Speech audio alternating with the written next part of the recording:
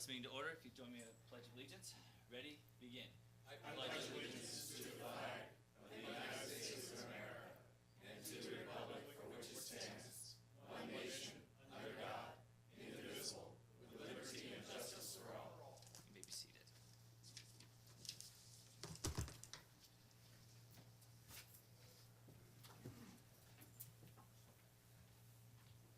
All right. It is with great honor to talk about our Employee of the Month for March 2018, Executive Administrative Assistant for Public Safety, Mary Souza. Where's Mary? Come on up. Give her a round of applause.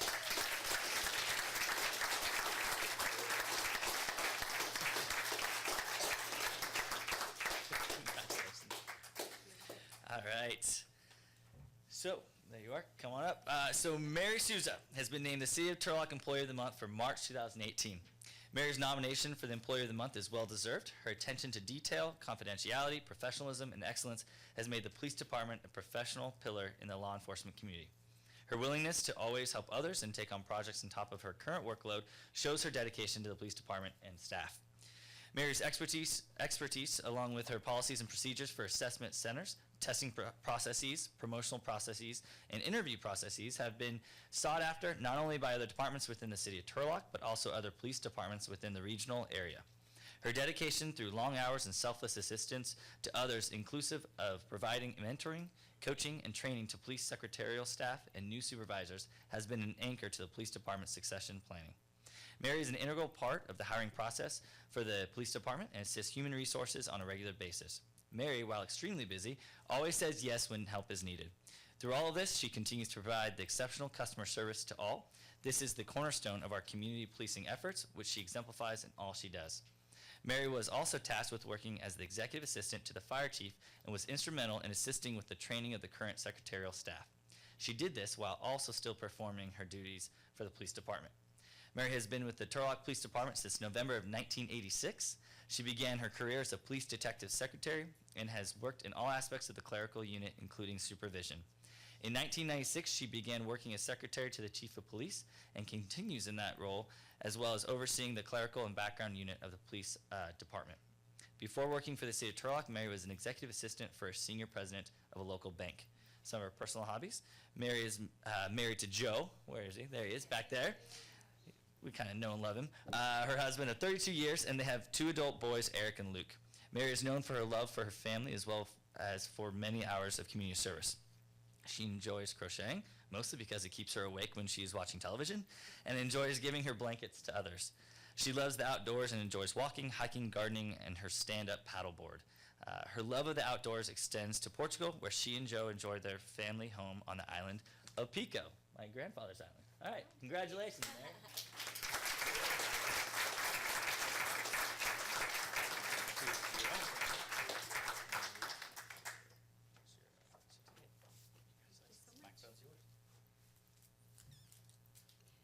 First of all, I would like to just thank everyone for getting me here and for all their support. We work with a great team of people.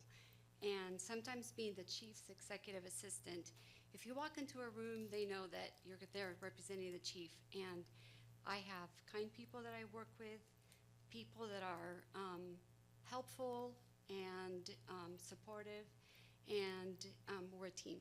So I would like to thank everyone who nominated me and for this opportunity, and for the city of Turlock, where I have spent most of my life. Thank you.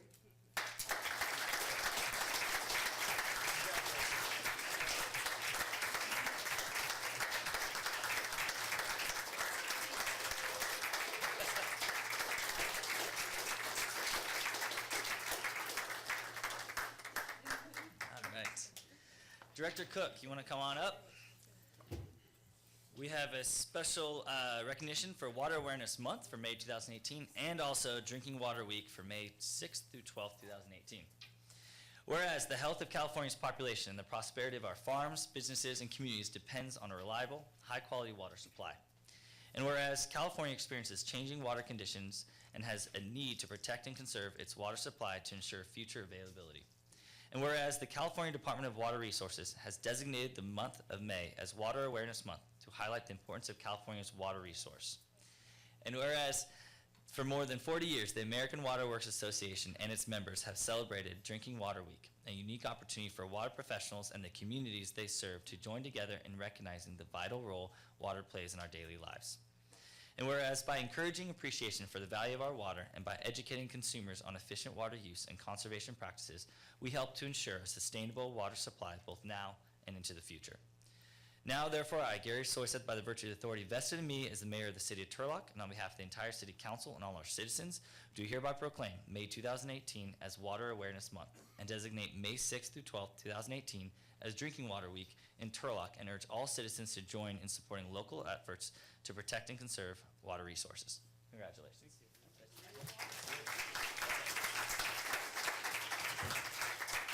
So there's a saying, it's appropriate to Mark Twain, but I think it's not true, but it sounds good anyway. He says, in California, whiskey is for drinking, water is for fighting. And we've known the last few years that our water resource is very precious. It's forced us to work together with regional partners to come up with solutions for the long term of our region and the community. And I thank the council and the community for their support in rationing their demand, looking for other supplies, and being much more water wise. So thank you, Turlock, and the leaders and the citizens. Let's keep it up as we look forward to another year where we don't quite have the resources to go back to the old 3-day-a-week watering, if we ever will. So water is precious in California. Let's remember that every day and make sure we do things at home and at work to protect that resource. Thank you.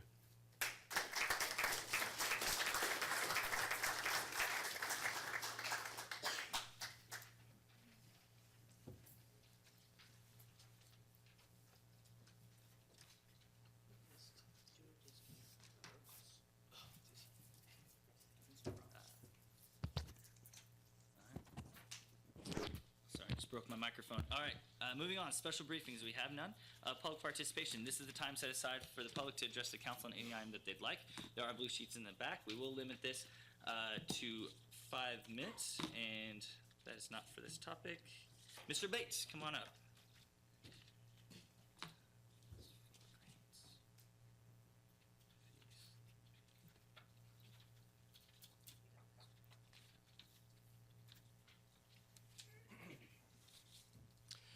Brad Bates, Turlock. I always appreciate having the citizen participation early in the evening, but it's always hard because you're always following the good feelings and all the good thoughts and levity. Well, I'm going to start with a public service announcement. If you're watching the council meeting, I assume you're either very interested in local government, or you're hospitalized or immobile and you can't get to the remote to change the channel. But assuming you are interested, and you're not a captive audience, I just would like to point out there is a Facebook page titled Turlock First, and it has some pretty interesting information about how your city and your mayor are spending your money, among other things. Now, I have nothing to do with it whatsoever. I had no idea who puts the information up. It seems to be current. It appears to be correct. The sources are validated. It's well documented. It's Turlock First on Facebook, so as a public service announcement, I'd just like to point that out. The local papers, they are impacted. They don't seem to have the resources to be covering city council meetings like they did in the past, so we have to get information where we can. Okay. I'm sorry that I missed the last council meeting. I was out of the country. I'm going to lose my gold star for perfect attendance. But I found out that the hotels in the Czech Republic, they don't post information, as well as hotels in Washington, D.C. and Hawaii, so I probably wouldn't have been able to call it in either. That's a little bit of a dig, but you deserve it, okay? Because I told this council in the fall that I thought that these remote participation process was not correct, okay? It was fraught with danger. It took less than 90 days for both Councilmember Bublak and Mayor Soyseth to prove me correct with meetings that were either not participated in or actually declared invalid and had to be done over. So I just would like to point out that, that was not an idle comment. I wrote a public opinion piece on it, and I was proven to be correct. Tonight I'm concerned. A couple of months ago I addressed the council with 2 specific questions. Number 1, what is, now was, the employment status of the city attorney? Number 2, is the city paying for 2 attorneys? Very simple questions. I asked this not once, but twice. The mayor's immediate response to me at the time was, that information is confidential, without any, validation from counsel or anyone else. Well, my experience told me that wasn't correct. I mean, how could that be confidential information? And tonight, the council is going to be looking at transferring close to $250,000 of funds into an account to pay for additional legal expenses. So very clearly, the city attorney's employment status at the time I asked the question was very much in transition, and clearly the city of Turlock is now paying literally hundreds of thousands of dollars for duplicate legal services because the city attorney at the time was unavailable to perform the necessary duties, and the city cannot legally operate without that counsel. So my question tonight is, well, are you now concerned about releasing this confidential information about what we're paying for duplicate legal services and the employment status of the city attorney at the time? Because the question is going to come up. We have numerous vacancies in the city that we're attempting to fill, and one of them is the position of city attorney. So I would just be curious to ask that question. Where are you in the process of hiring a city attorney? Gosh, I have time left, and I'm done, so I'll wing it. I would like to thank Attorney Sanchez for his information about the campaign finance reform. I know you're working on it. I have to tell you that for me it will have no impact. I mean, I'm so far down that road already. We're right in the middle of these campaigns with major fundraising. I have set my own standards. I am following all applicable California law, so I appreciate the efforts, but whatever comes forth in terms of a voluntary resolution it will be meaningless to me because I have set a standard that is fair and appropriate that I'm going to follow, and it wouldn't be possible or appropriate for me to somehow try and change course midterm in terms of campaign finance. So don't spend a lot of time on it, especially if you're billing for it. So that's it. Thank you. Well, thank you so much, Mr. Bates. We are not paying for duplicate city attorney services. This is Myers-Nave. Attorney Sanchez, as you met, is our city attorney currently. And then I'll be agendizing an RFP process for next council meeting where we will discuss the city attorney recruitment. So thank you so much. Moving on, Mr. Neep. Adam Neep.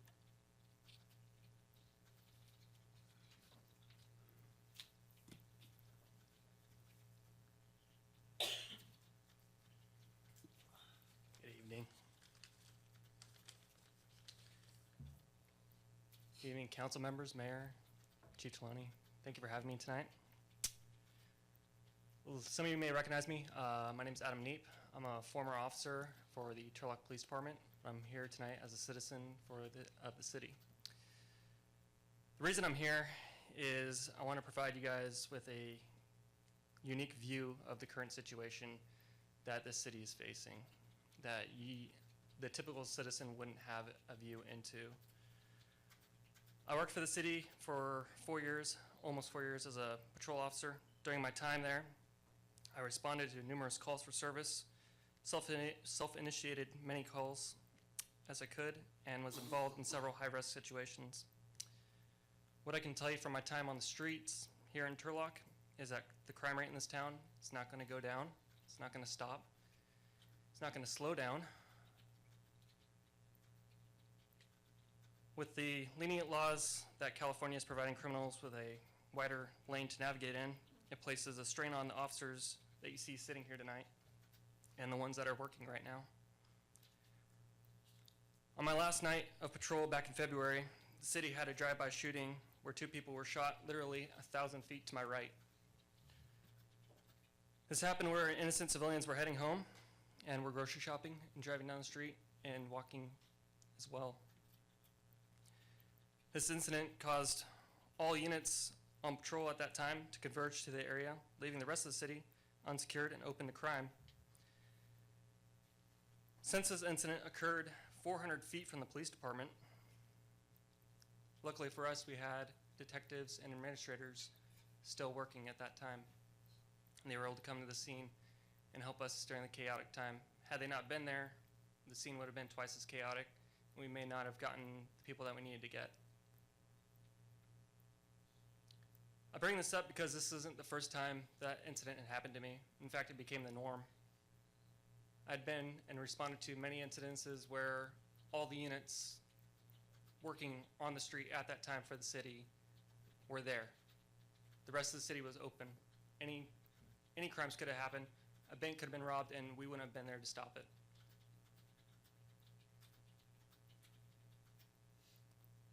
If this city council is wondering why so many officers are looking at other areas to go to, and why other cities are swooping up our officers, the answer is simple.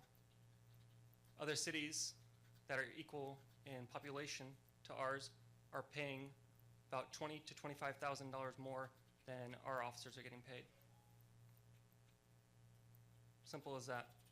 Why would I want to work for a department that pays me $20,000 less when I can drive 30 minutes and provide more for my family?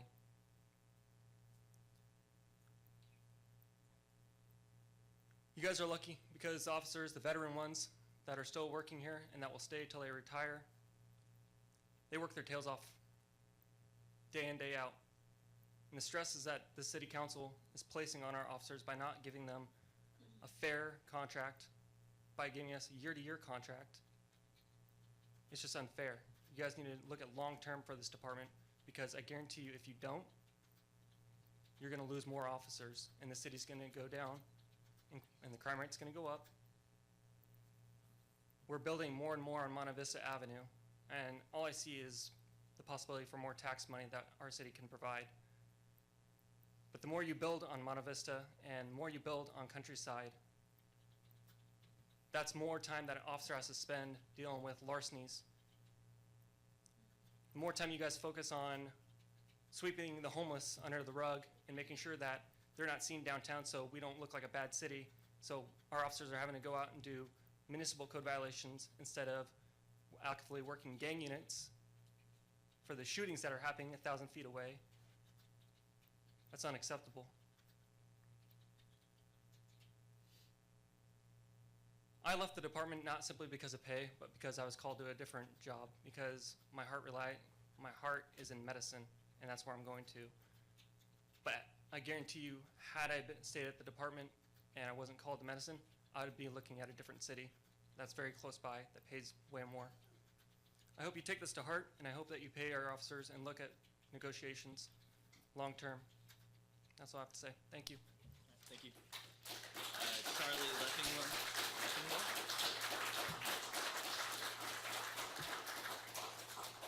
Charlie Leffingwell.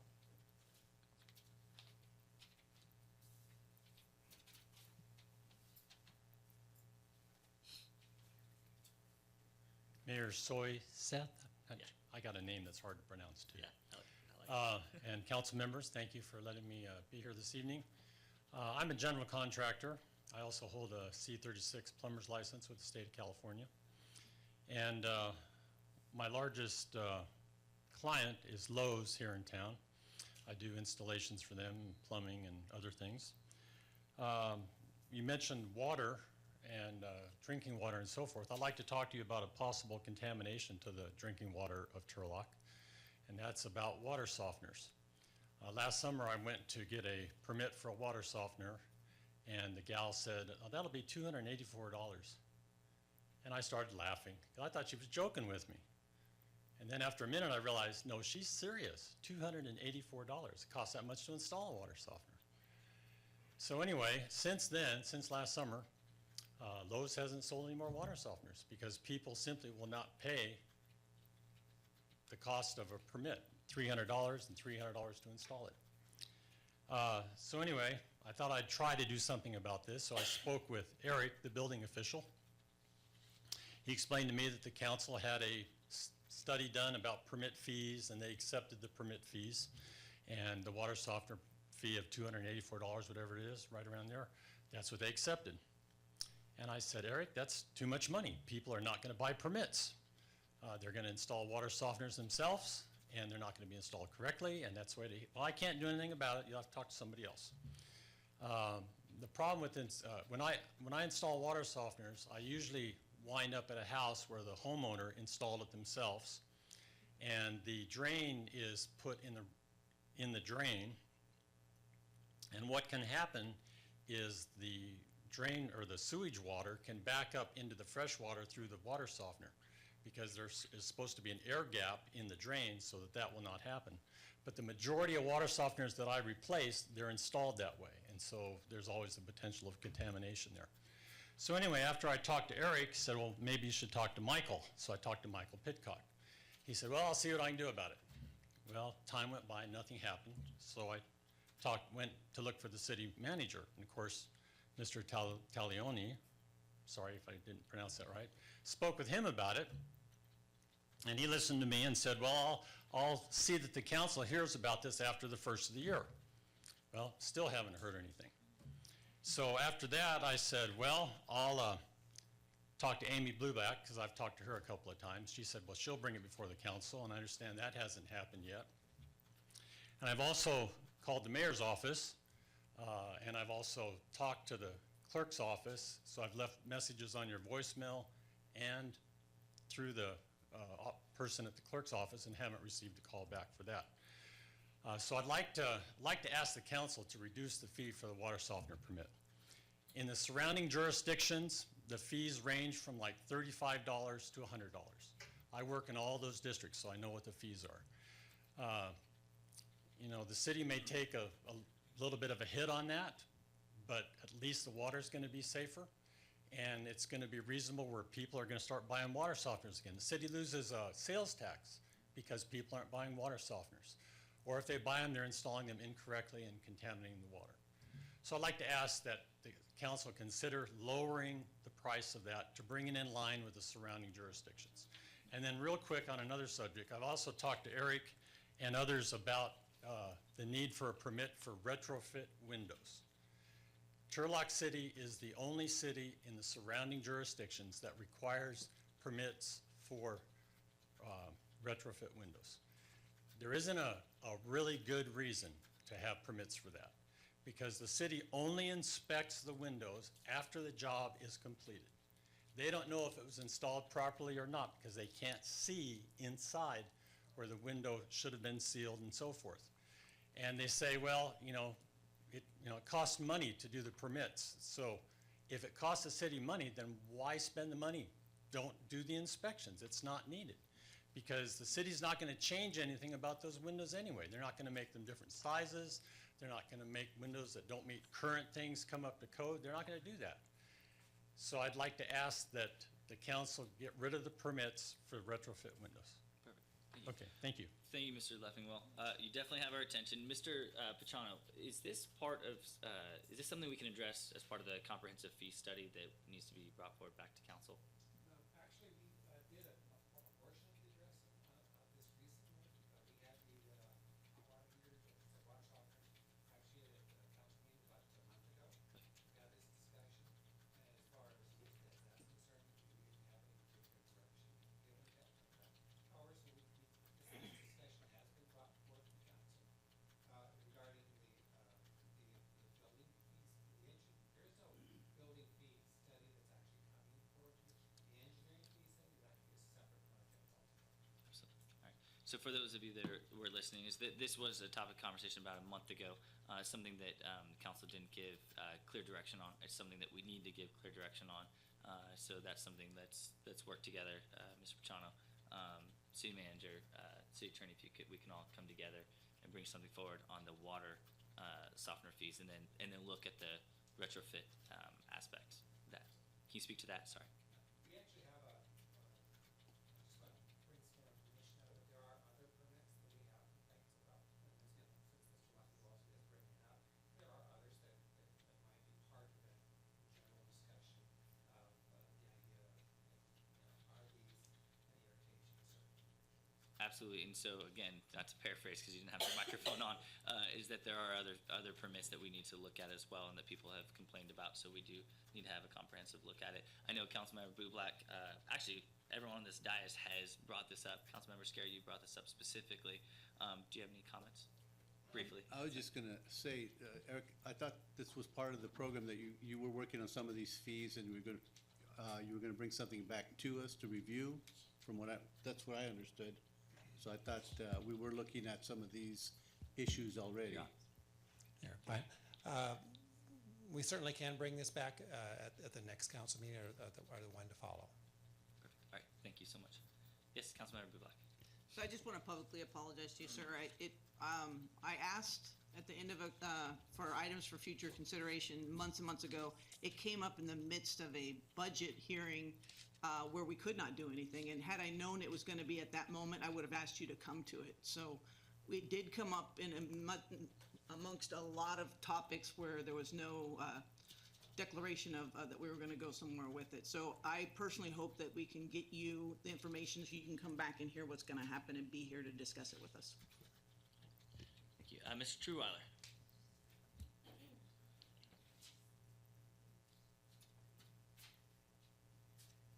You have props today. I like this. Mayor and council, staff and citizens, Milt Treeweiler. Just want to talk a little bit about rainfall. Again, I did talk about this a month ago, but I'm going to update you to today.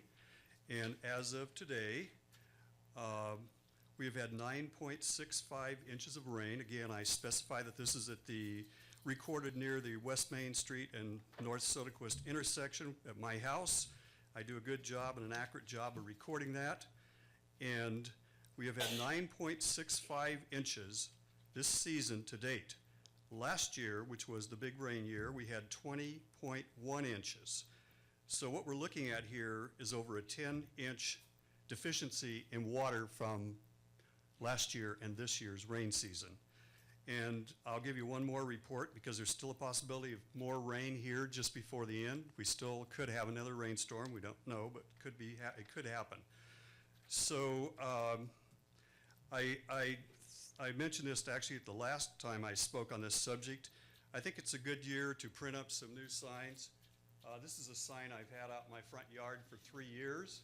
Remember, you did appoint or nominate me the Water Saver Miser. Water Miser of the Year, okay. That was 3 years ago. So I'm gonna get back on this bandwagon. I'm gonna be talking about water quite a lot. And Oh, you're cheating. You can see it on that side. this is the side I leave out to the road. This is the side I turn to my house. Got it. I had to turn it around. So again, something important to talk about. And it's really hard to believe that just April 7th, 2017, Governor Brown, that's a little over a year ago, he lifts the drought emergency order. So I'm not a prophet, but I am a realist, and I do follow science. And science is telling us that this drought is going to go on. It's going to be an issue, and we need to address it, and we need to save water, and this is going to be an important year because our groundwater supply has been dropping, continues to drop.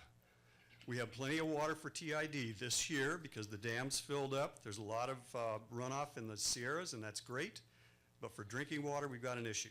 Thank you. Thank you, Mr. Treeweiler. Oh, one more thing. Yes. Our bills are really nice. I know you've all received your bill, and we now have the water consumption history for the year. So each person can look at it. It's just like what TID, well, TID does a pretty extensive one. It's like more like what PG&E does. They show you a year. You can see what water you're using and how much you're using, what month you're using it in. So that's a good gauge to see how much water you're using. Thank you. Thanks so much, Mr. Trueweiler. Molly Mott, I think you want to talk to grant funding, I believe. Perfect, I'll keep you.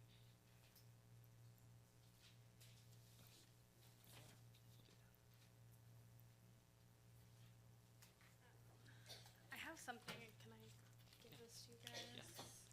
Just so you have something visual. Thank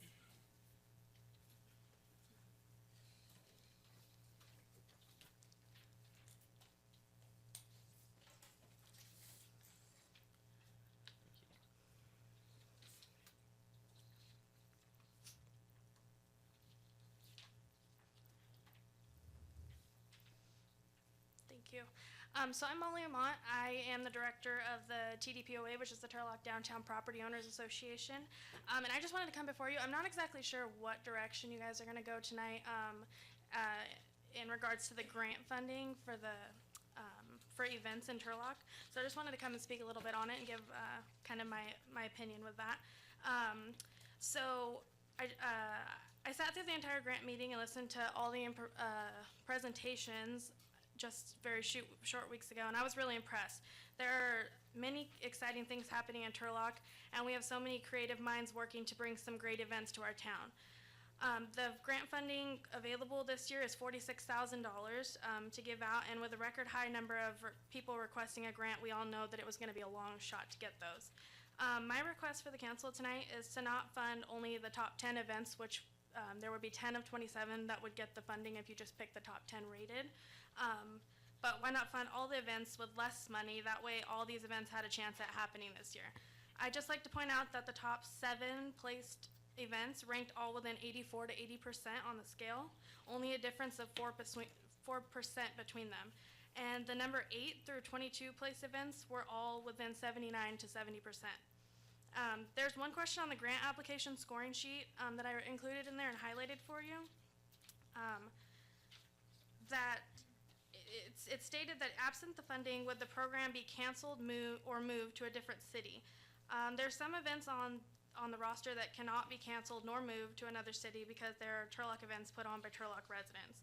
As you can see, that question is worth 10 points, so that kind of sways your point system there. Where I feel like all the other questions on the sheet apply to all the participants and rank them based on what they're bringing positive to the community, this question does not. I'm proposing that the council consider funding all events, which I have shown a proposal here to do so. This proposal also gives exclusivity to those 10 events that did score higher on the presentation of their event, but also lets Turlock have the chance at 27 great events. I stand up here firsthand experience of how hard it is to get sponsorships for events, and I really hope tonight you'll give the senior showcase at Turlock High, who brings college scouts to look at our students, the Turlock Junior Rodeo that gives out scholarships, the 209 Cultural Festival that celebrates the diversity of Turlock, our downtown Turlock Festival of Lights that brings 15 to 20,000 people and is our downtown small business biggest sales day of the year, and all other events on this list of chance. Thank you. Thank you, Molly. So, public comment, so we can't really comment Right. back on this, but this is great for us to think about, Okay. and then we're going to address this on the agenda later. Perfect. Appreciate Thank you. it. Thank you. Is there any additional comments or questions? I see a blue card. Any additional comments or questions from the audience? Ms. Terry Shaver.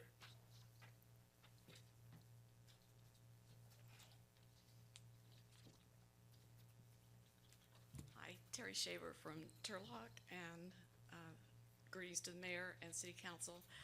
I often see great ideas brought up at city council meetings, and then it seems like they never come back as some kind of action. And I know it's easy to propose lots of ideas and then they kind of get dropped because other ideas come up too.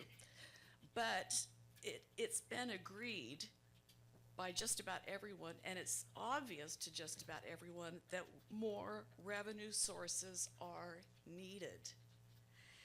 They've talked about having a special meeting to discuss and identify possible additional sources of revenue, and they've mentioned certain possibilities, and I think that's especially for public safety. But whatever the need, we do have to identify those sources of revenue, and the sooner the better.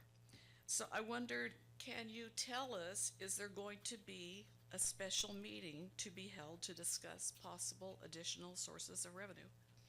Absolutely, this gives a great opportunity. Would you like to discuss a date? Sure, absolutely. And make sure that, Mr. Bates, you're talking to your Facebook people. So it will be on May, I'm looking over, May 4th at 5 o'clock here. I'm sorry, what date? May 4th, May 4th, at 5 o'clock? 5 o'clock. And it is specifically to discuss public safety, revenue opportunities, whatever comes to the table. We want the public to tell us what they're looking at. Should it be that we eliminate something in replacement of the funding that we have and just provide less service? It's up to, we need the public to tell us what they want. So Okay. please pass that on. Yes, okay, and you're open to brainstorming and, excellent, thank you. Absolutely. So we scheduled this for next Friday, so it's a standalone instead of putting it together with one of the budget workshops at Councilmember Bubak's request. All right, perfect. Mr. Paul Rai, come on up.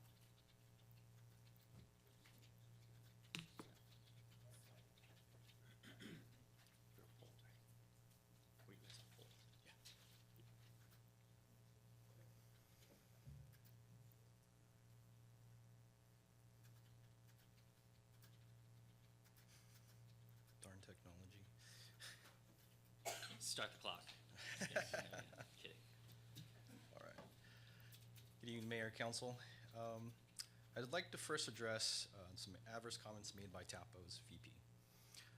His comments were insulting to you and to us, and they were untrue.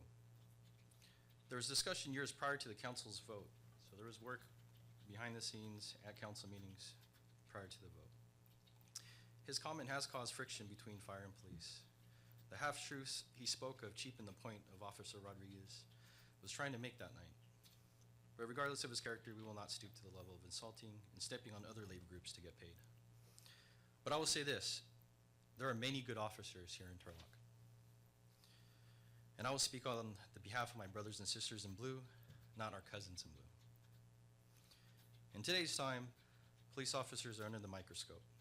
Not just the usual, they're never there when we need them, they're always there when we don't. Police officers are found guilty by the public before the facts are out, and they're scrutinized like never before. And that's just the social pressures, the social media pressures. How safe are our officers? Each stop, each warrant, and even just sitting in their vehicles, they could be attacked and killed at any time. And to think that it won't happen here is naive and incorrect. There's in the news, you just look in the news, there's small cities, small departments that have had faced this attack. Being a police officer is a thankless job. I know because I'm a firefighter and we get all the love. And people wave to us with all their fingers, right? I have friends that work in Stockton and Sacramento, very close friends. And you know the climate right now in both those cities, it's not very good, and it's a very difficult time for them. And yet these men and women, they show up each day to serve. And I personally would like to thank your service and you looking after us while we're out there. So let's take care of our officers. They're all good people. And even the vice president is, I know he's good. Yeah. Thank you. Thank you.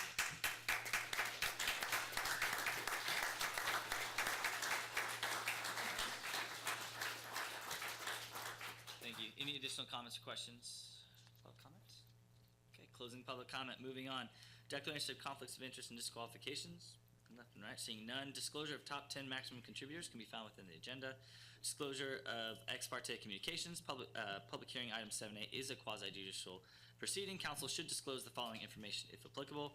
State for the public record the nature of the communication, with whom the ex parte communication was made, and a brief statement as to the substance of the communication. Anything to state? All right, moving on. Consent calendar. Any items to be removed? So what's the pleasure of the council on this one? Yes. Councilmember DeHart? Consent? Yes. Advance the consent. Do I have a second? We have a motion by Councilmember DeHart, second by Councilmember Scared to advance the consent calendar as is. Clerk, please call the roll. Adopting the consent calendar, Councilmember Iscare, Yes. Councilmember DeHart, Yes. Councilmember Bublak, Yes. Mayor Soisek. Yes, motion carries 4-0. No final readings tonight. We have one public hearing, a request to receive, consider, and confirm the account report and assessment list together with the expense and administrative charges for abatement costs proposed to be assessed against the property located at 323 Columbia Street and establishing a lien for payment. Fire Marshal Gomez. Good evening, Mayor and Council. In the matter regarding the forced cleaning of the parcel listed in Exhibit A, staff recommends Council adopt the resolution assessing property for weed abatement, refuge, personal property abatement, and demolition cost, and establish a lien for payment for this property. All right. Any questions or comments for the Fire Marshal? Yes, Councilmember Scared. Yes, I spoke with Fire Marshal earlier because I had a question. I was driving by the lot the other day, and it struck me that we set up a lien after we cleaned it up and redid the whole thing, but then I saw the weeds started growing. I'm going like, wait a minute, are we gonna be responsible for the cleanup of this lot as well? So now we're incurring more cost. So I did speak to the fire marshal and city attorney, and we're trying to make sure that this is addressed, and we're still gonna try a little bit harder to find out. Somebody has to own that property, and we've gotta find a way to either get that money back or take the property, whatever, so, anyway. Yes, and I think that would be a question for legal, Jose. And I know what my position would be to move forward on maybe trying to acquire the property through some process of, and I'm not sure if it would be on intimate domain or how we can follow up with that to acquire the property. And the community is going to see that the city maintains the property and weeds it and keep it presentable. There's also going to be some additional liens to the property regarding the sidewalk that Allison's staff is working on at this time, removing trees and replacing sidewalk along Orange Avenue. So there's more and more coming just on this property. So I think we should try to do our best at bringing it to an end anyway. And just, Mayor, members of the council, just a few comments, and Councilmember Esquer, thank you for the call. We had a good conversation about this, and I think the fire marshal's correct. At this point, I think we're gonna be doing a little more research regarding who the owner is. I know that the chain of title has been, it hasn't been the easiest to follow. There was supposedly an owner here that was talking about transferring the property over to the city. Correct. That didn't happen because of the chain of title. We're planning on going ahead and working and looking at it and seeing if we could correct that, to see what the city's options are. Not saying that the city would take the property at this point, but at least seeing if that is an option. Also, obviously, a large amount like this, the question always is the property even worth that? And will they ever pay it on a tax roll as far as a special assessment? So also looking to the county as far as, okay, well, there's gonna be delinquent payments, delinquent taxes not being paid or special assessments not paid, to see what the options are there. But that's definitely on the to-do list. Thank you. Additional questions? Yes. So, I have two issues here. One, I don't see an actual amount of money that we've leaned thus far. And I also have a huge problem under the budget amendment. We took it out of our general fund. It has to go back in the general fund. You're asking for administrative fee of 58% to be deposited into a special account. I think there's a rule, I'm not sure, Kelly, that if you pay out of public, the general fund, it has to go back in. Am I accurate? I think the amount of $107,775 came out of the general fund. That, my understanding, would go back. The administrative, and Kelly, correct me if I'm wrong, because I'm just up here speaking off the top of my Kelly, why don't head. you come to the microphone and say it, Fire Marshal? But the 58% administration fee, we charge that to every property that we abate. And that's for the staff hours put towards the process. So if we need to change where that 58% is going, the line item, I'd have to be directed to where we would actually put that. Am I right, Kelly? Yeah, and I will verify and I will bring back to council. But a change wouldn't be needed since the amount we borrowed from the general fund would go back. It's just the 58% you're assessing. Correct. Yep. And the few years that I've been doing it, that 58% has went into that line item from other abatements. Good eye. Does that answer? Yes. But I'll work with Callie to make sure we're getting that right as well. Any additional questions or comments from the council or the audience on this matter? Anyone from the audience? All right, bring it back to the. Just one quick. Oh, I yes, heard, please, Fire I Marshal. heard council say that was kind of steep. Yeah. The 58%. What we came up with that 58% was, years past, it was cheaper for the property owner to let the city Can clean it up. abate it and clean it up. So we assessed the 58%. It's no longer cheaper. They clean it up. Yeah. That, and it works. Okay, I just wanted to make sure I. Okay. Awesome. Additional questions or comments from the audience or the council? Okay, bring it back to the council. What's the pleasure of the council? Just give a comment. Yes, please. So, thank you. I was nutting up over us not having, this lien, so I appreciate you getting this done for that, and, I'll introduce the resolution. Okay, do I have a second? Oh, it's a tie. All right, do we have a motion by Councilmember Bublak, seconded by Councilmember Hart? Clerk, please call the roll. I live for that stuff. Receiving, considering, and confirming the account, report, and assessment list together with the expense and administrative charges for abatement costs proposed to be assessed against the property located at 323 Columbia Street and establishing a lien for payment. Councilmember Esquer, Yes. Councilmember Hart, Yes. Councilmember Bublak, Yes. Mayor Soisek. Yes, motion carries 4-0. Thank you so much. Thanks, Farm Marshal. Moving on to 8A, request to amend the City of Turlock fiscal year 2017-18 and 18-19 general fund budget. Funding augmentation request is approved by the City Council with general fund unallocated reserves. Director Jacob Sunter.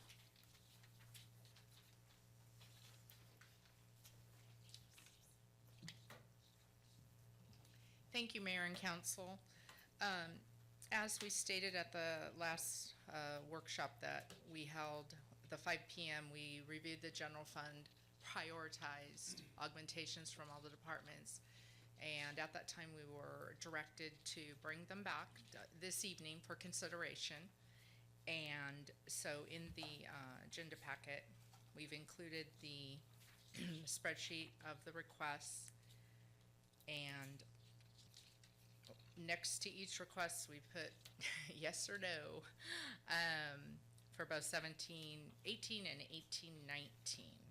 I do, before we go through those, there's just background and things that I would like to go over with council and the public. As of right now, if we didn't make another amendment to the 17-18 budget, these are our projections. We ended 16-17 with over 11 million. Our current 17-18 budget is adopted with a deficit of a little over $1 million. So if our projections come in close, we're anticipating the reserve to go down some. And the 18-19 budget, because we adopted a 2-year budget, it also, at this current stage without any further amendments, is we've budgeted it with a deficit that our reserves will need to cover if the projections come in. And I know that we don't always spend all the appropriations, and I know that sometimes we get one-time revenue. This year, 17-18 has not, so far the revenue, it's a very flat year. We actually were the only agency that had a decrease in our sales tax. We're usually the leader, and we're 7 or 8%. We were down. I hope that rebounds as we get more information, but it's kind of been a flat year for the general fund revenue. I would predict that we'll come in close to our estimates. I'm not sure that we'll come in $1 million over like we did in 16-17. And in the general fund department's expense accounts, we are right on track for being 3/4 of the fiscal year done. So I don't see anywhere that there was any substantial savings. Not that we're going to spend every penny, but last year there was a definite, in 16-17 it was visible, and we knew that we would have salary savings. So does anyone have any questions about the current status of our reserves and what we're projecting? Yes. So, in reference to the deficit spending, there are 2 items that we can't really discuss, but to your guess, how much are those 2 going to take from us as well? The litigation items? Correct. Well, one probably about 300,000, and then the other, I'm not really sure, but I would say about $1 million. I'm not sure. That has not. So those So we have pending litigation, and, you know, the lawyers are working through it, and hopefully it won't impact the general fund too much. So, How did we do on our other numbers on, I know that sales tax, but how about property tax and other things? How did we do there? the property taxes on schedule, we will probably get slightly more, couple $100,000 more. I went back through the calculations, and we will get a little bit more from the redevelopment trust fund. I went through the calculations to see what was remaining in the pool for the county, and we will get a couple $100,000. So I'm hoping that if any of our other general fund revenues don't come in at the 100% received, that will help cover them. If everybody, they all look good, and then we could have a, you know, 300,000-400,000 more. Okay. So, but I do know there are just two revenues that I can confirm that there will be more than what we estimated. Okay. Thank you. Anybody else? Just a quick question, Kelly. Just overall bottom line, since you're the expert, I need your help. At what you see with the current budget and with the augmentations, what position would Turlock be in if we get hit with any kind of major emergency in the next year or two? If we, you know, the economy dumped on us like it did in '08, you know, that's what reserves are for, and they do help. They help the bleeding. And it's entirely up to council. Currently, and as you can see, council has adopted that the minimum reserve will be 6.5 million, so that's up to the orange there. We have an ordinance which is 3% of general fund. It's included in the 6.5. So the yellow, the top one, that's really what, unless council takes action and changes their reserve, their minimum reserve, that's the amount, and it's in there in the yellow, that is over the required amount at this time. But if you look at the augmentations, they're, for 18-19, they're more than the, more than our yellow are available. Here's 17-18, because we're looking at both years. We adopted a 17-18, 18-19 budget. This is 17-18. You can see the original adopted budget all the way to the left. It was adopted with a deficit spending of $168,012. Through today, or through 4/20, which was Friday, we are currently with the items that have been approved by council since July 1st.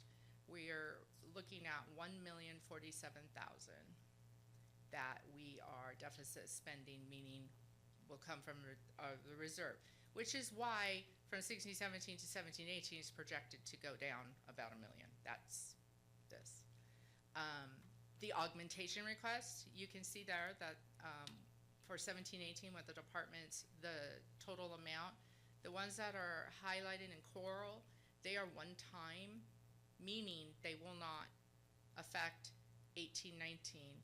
All the other requests, if you approve them for 17-18, it would have consequences if you, for some reason, didn't approve them 18-19. We'd be laying off people or stopping a contract, or, but those two contain one-time ask.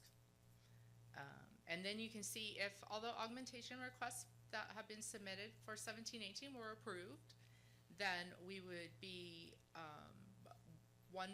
we would be projecting $1,400,760 or $1,476,966.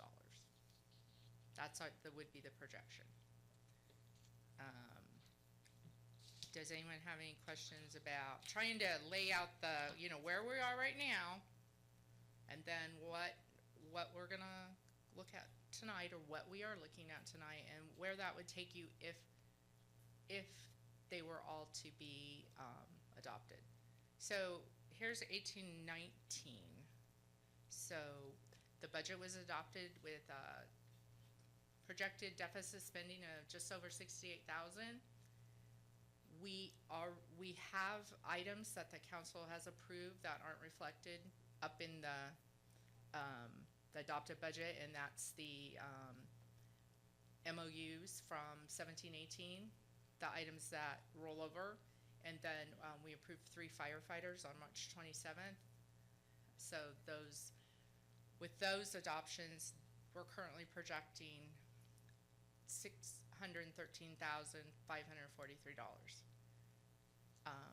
And then you can see the augmentation requests for 18-19 are quite large, and that would bring us, if they were all approved, then we're looking at deficit spending of $3.2 million in 18-19. So this is the picture. If you were to approve them all, here's what would happen. And basically in 18-19, we would fall below our 6.5 million. At that time, unless council took action and lowered the reserve, we would lose cash flow. So there'd be no prepayments of anything, saving money. Right now, we take advantage of every 1%, 2% we can get, we pay it. Might as well save the money. So, I mean, just so you know, and if council wants to do that, that's fine, but if you lower it, then that would give us some flexibility for having cash flow.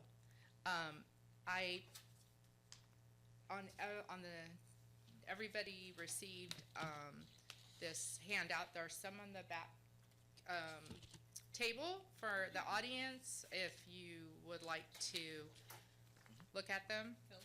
Yes. So real quick, this picture does not depict any potential negotiations with our employees. Correct. No, there's no, there is nothing.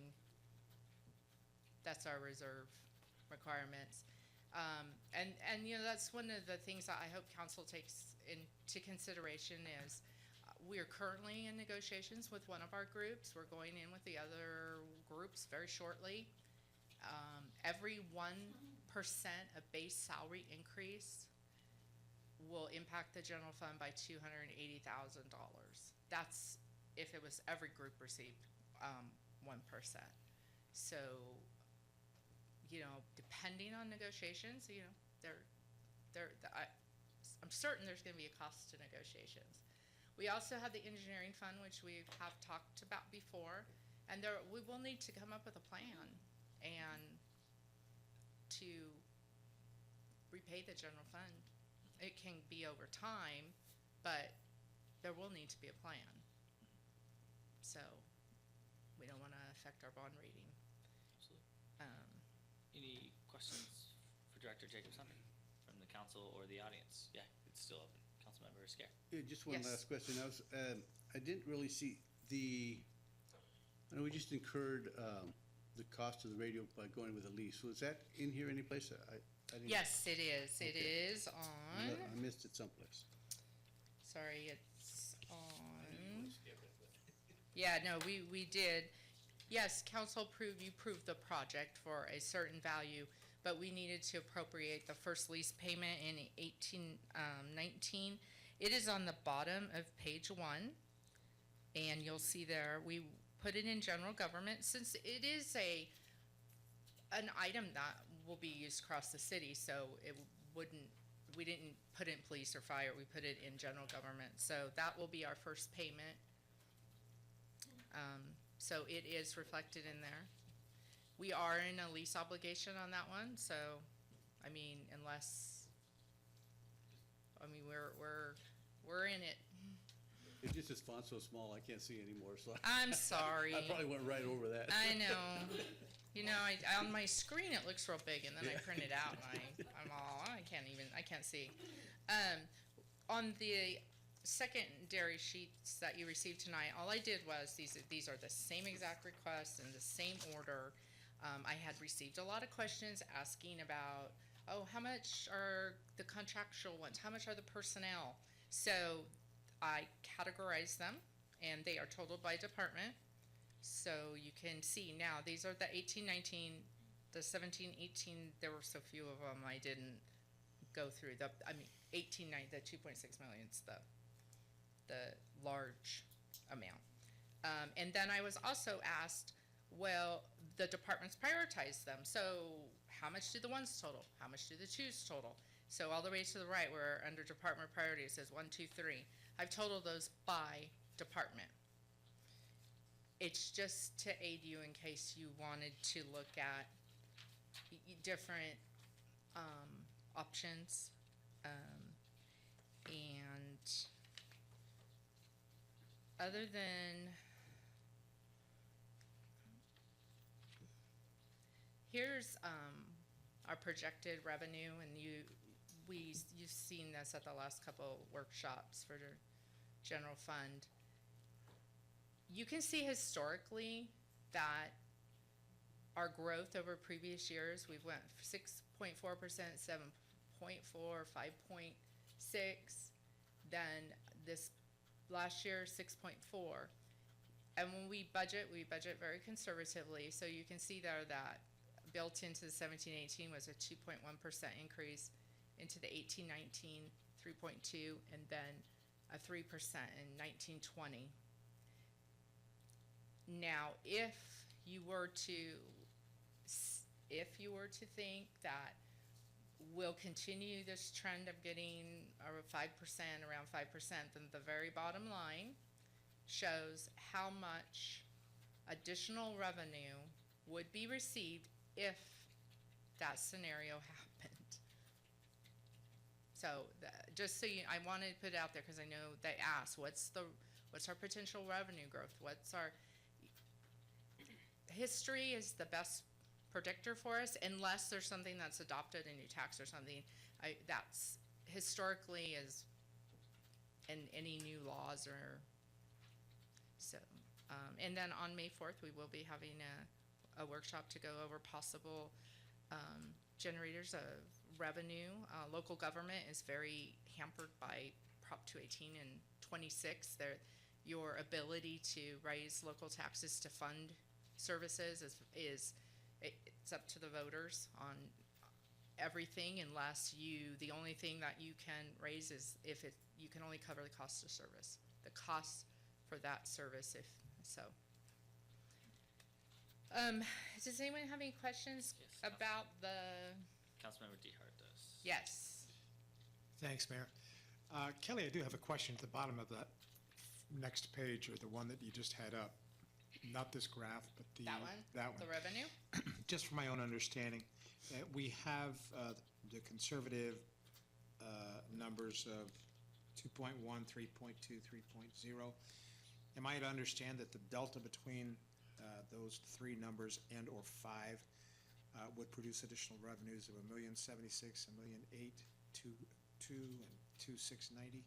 Yeah, if we want to look at the projected 17-18, and you will see what it was adopted at the 30.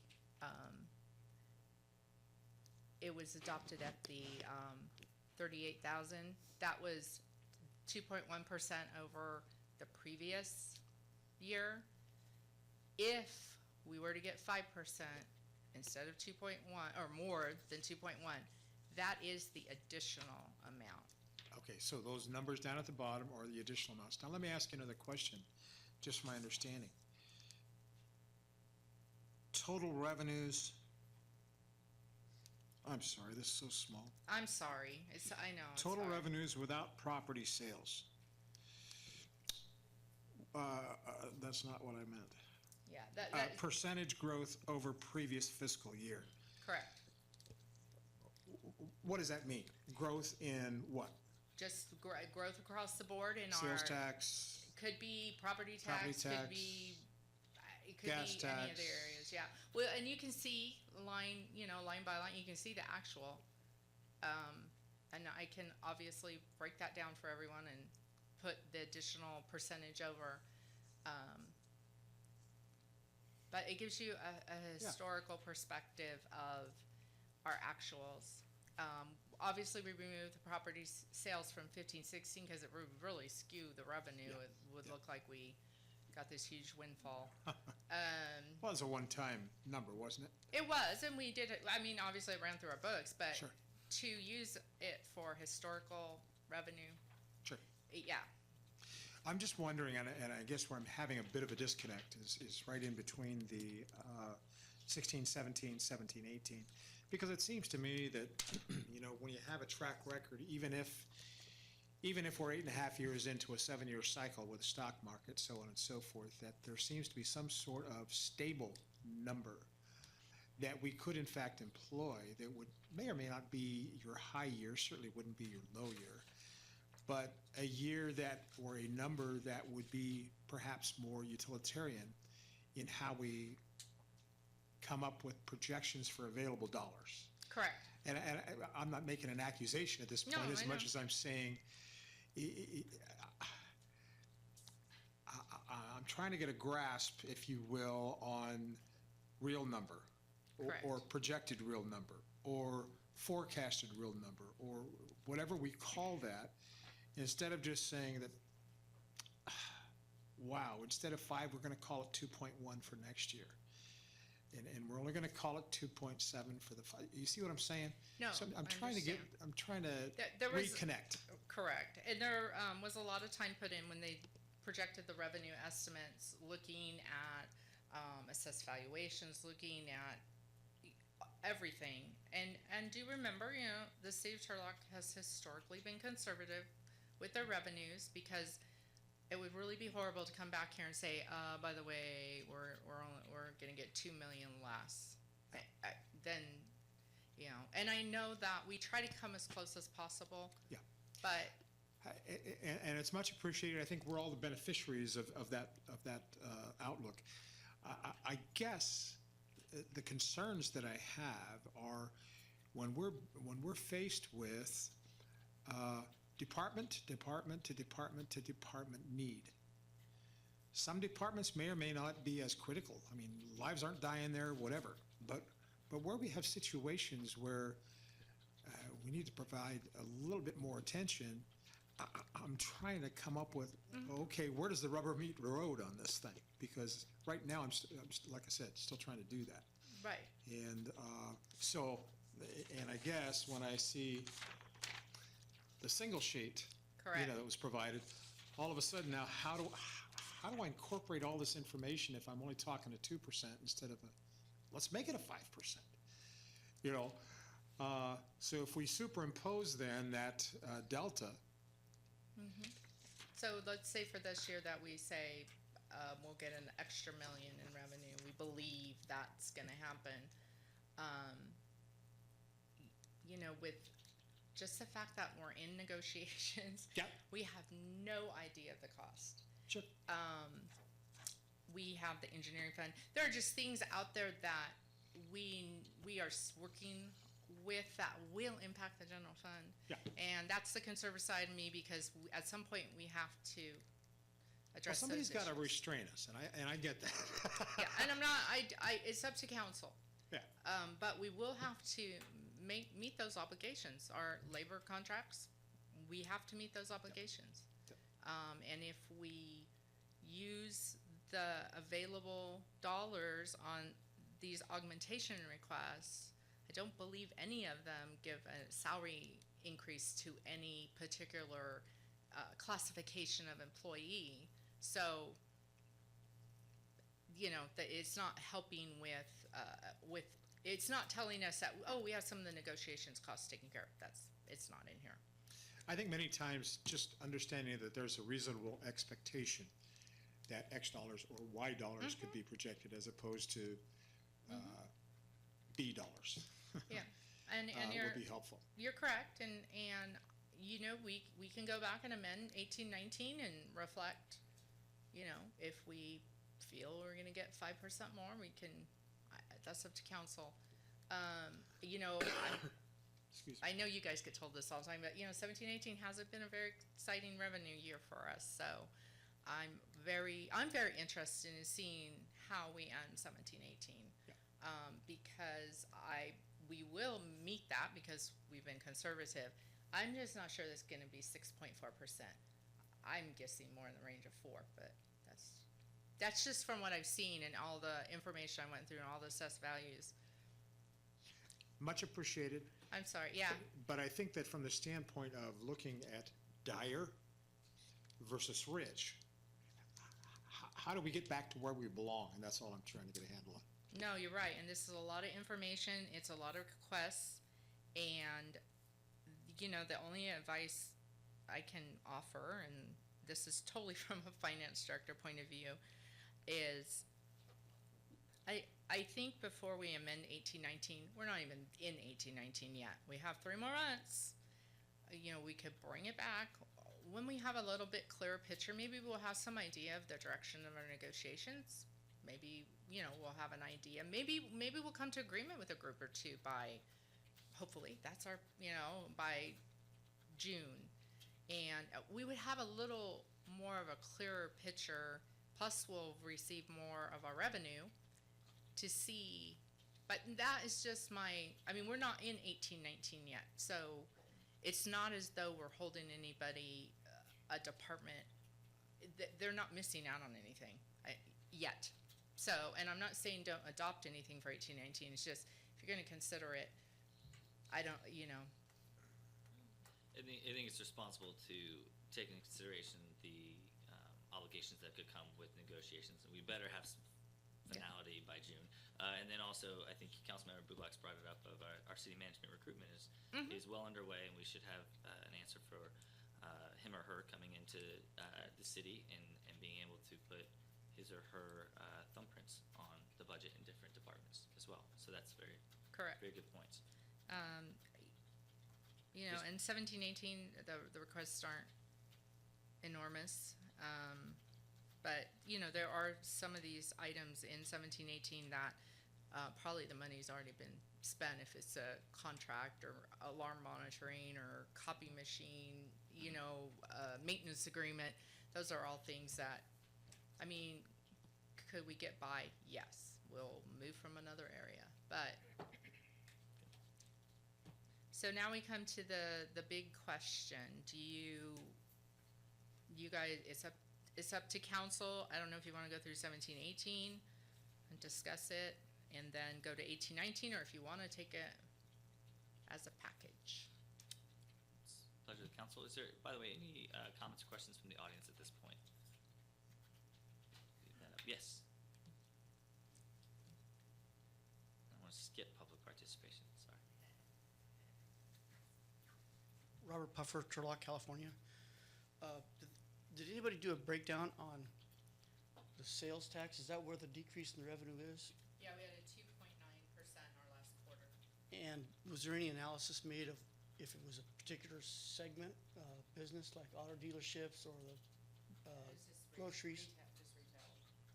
As far as it wasn't a specialty, like you said, auto, or it wasn't a specialty area. We did have a decrease in one-time equipment purchases. We had quite a few big industrial customers that had come in and bought a lot of equipment. We were the beneficiary of that sales tax.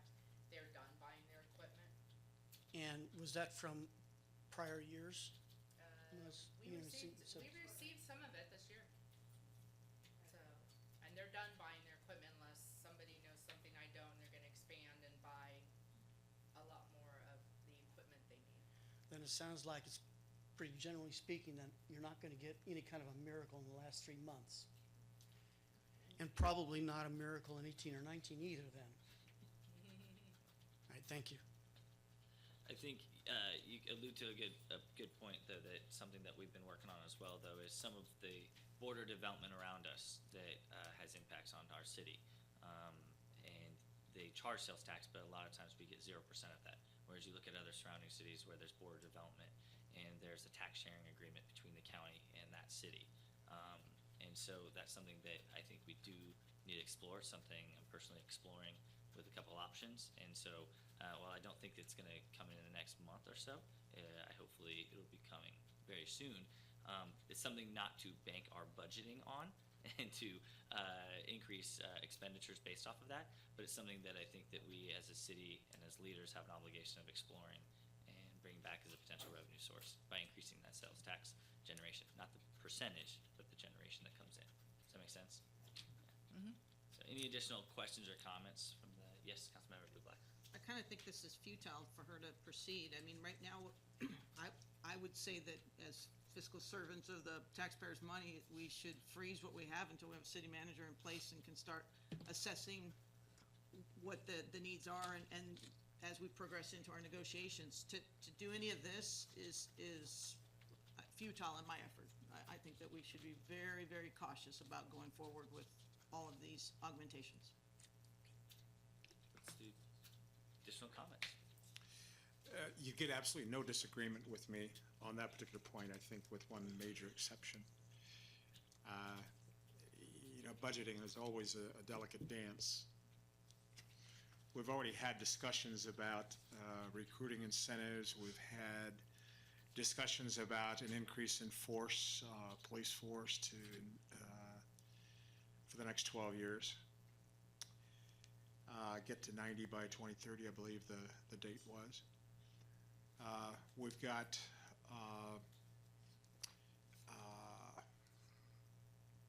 dispatchers. We're at dispatcher deficit right now. Part of the challenge that I think we're facing is that we already know that in the police department specifically, we're not even going to be impacted in the budget until the end of next year. It's going to take 12 months to get somebody up and running and on the street. I believe that we need to at least begin to consider seriously, out of trust for the public, out of the trust that the public expects from us, to begin to provide the personnel that begins to meet that trust. We heard earlier from Officer Neep, former Officer Neep, about the challenges associated with all units respond. What happens to the rest? I believe that there is something there, and in deference, I had a discussion with the city manager yesterday as we reviewed the options or the agenda for this evening, and I said my personal favorite idea is to adopt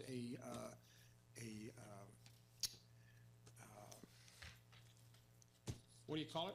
Status quo? Yeah, that status quo budget. However, I do believe that there is a trust that rises above, and we need to begin to deal with how to meet that trust. And that is in the numbers of officers that are fully trained and capable of responding on our streets. It's not going to happen overnight. I think it does need to start happening. And I think for 18-19, 19-20, 2021, and several years out, we're going to need to be considering how do we do that. And this is not a discussion about, okay, what if we hire them and a year later we have to fire them? They're not even hired yet. They won't be hired. They won't be effective for a year. But we need to begin planning starting now, starting with 18-19. And I would tend to agree, but with a major modification. Officers and dispatchers, we have got to begin to increase their numbers so that we have more available. I tell you what brought it into focus for me, I'll put it very blankly and bluntly. What put it into focus for me was this morning. We all get a daily report. This shift, that shift, another shift. I got as far as who the shift supervisor was for yesterday morning. And I said, wait a minute, what's wrong with this picture? What's wrong with this picture? Nothing wrong with having a lieutenant as a shift supervisor. But when you have other executive staff stepping into the role of watch commander, and come to find out that the sergeant's doing something else, there's something wrong with our numbers and our allocations. We would gladly do that and continue to do that. That's not the issue. The issue, there's not enough to go around. And until we get to that point, we're going to continue to have these kinds of issues based upon the fact that it's not going to hit our budget till the end of next year. Actual numbers, actual paycheck, actual retirement benefits, so on and so forth. I believe that this is a move that we absolutely must take as a major modification to a status quo budget. Thanks. Chief, can you speak to what it would look like to add in, so status quo budget, but add in the 2 officers, the 2 sworn, 1 non-sworn? The budget items, because I know that it also requires we talked about this earlier, about some equipment and different things, so it's not just about the personnel. First, we're talking about 18-19 budget for the police department, because what I want to reiterate to council is the screen up there showed in red, almost $600,000, actually more than that. The police department, I looked at our 17-18 and I zeroed us out. So that $600-something thousand in 17-18, we actually went almost $45,000 below our budget for 17-18. That's how much I reduced, and that's because I don't have the staff. And I chose to wait till 18-19 to push the hiring plan in place for the 2 officers, 2 sworn, and 1 support staff. So I want council to understand it, because I'm hearing a couple of things here, and I'm very concerned. I understand council in regards to our budget. I see the dollars up there. We have deficit spending already. We have negotiations coming. We have a 502 fund that's running $2.5 million in errors and has been. We have quite a few challenges, but public safety, that's what I have to speak to. And I don't want any of my other department heads that are here to think that I'm putting them aside. I'm not. Because the bottom line is we need parks, we need street maintenance, we need all of that. That's what makes our city vibrant. So what I'll speak to is public safety, my responsibility to ensure the safety of this city and our staff while doing that. So speaking to the 18-19 budget, Mr. Mayor, you're asking in regards to 2 sworn officers and 1 support staff per the 9-year plan we discussed. You don't have to do that. This was something that we discussed in regards to the budget, in regards to what this council wanted, in regards to recruitment and retention. We're looking at recruitment right now, and Councilmember DeHart is correct. You can approve every one of these numbers. The chances of me getting those officers on board and online by the end of 18-19 is about 50%. I just received notice that I'll have another officer leaving in 5 weeks. So I'm not attracting officers even with our signing bonus. So that's a fact. However, we do need to start showing that we're building, and our staff has to understand, my staff has to understand that we're moving forward to achieve staffing numbers, and hopefully with negotiations and other things will come to that place. So having said that, I talked about 2 sworn positions for the next 9 years, along with 1 support staff, and you'll see that under item 26, it's $218,000. Adding 2 dispatchers, and please stop me if I'm not answering your question. Adding 2 more dispatchers to our current staffing number of 14, which would give us 16. That's the hopes that we never get into this dire situation that we're in now with dispatch. We're looking at 1 for total funding, and the other one's position is offset funding by removing 5 call takers, part-timers, that we haven't been able to fill because the one we fill usually leaves to be a dispatcher somewhere else, and adding $47,000 to that. So your next line will show a $184,000 hit. That'll bring us up to 82 officers allotted and 16 dispatchers allotted if we do those numbers. And finally, we're looking at additional support staff. If you move down to the bottom where that's a kennel attendant, that's a new position. Currently, our animal services is running with part-time kennel attendants. We hire them, they're on for about 6-7 months, and they're gone to full-time positions. So that was a request there. If council needs to remove a position, I would ask that if you're looking at trying to save on the funding, because if you look at the total funding the police department is now asking for in 18-19, we went from 1.1 million, $1,150,000 to a total of 853 for 18-19. So we did reduce it. So I don't know if I answered your question, Yeah, but additionally, so again, so I thank you so much for answering about the 2 officers and the dispatch, and then what would be lowest priority for animal services. Is it line 30, minor equipment, safety equipment? Is that the line 46,000 for the equipment?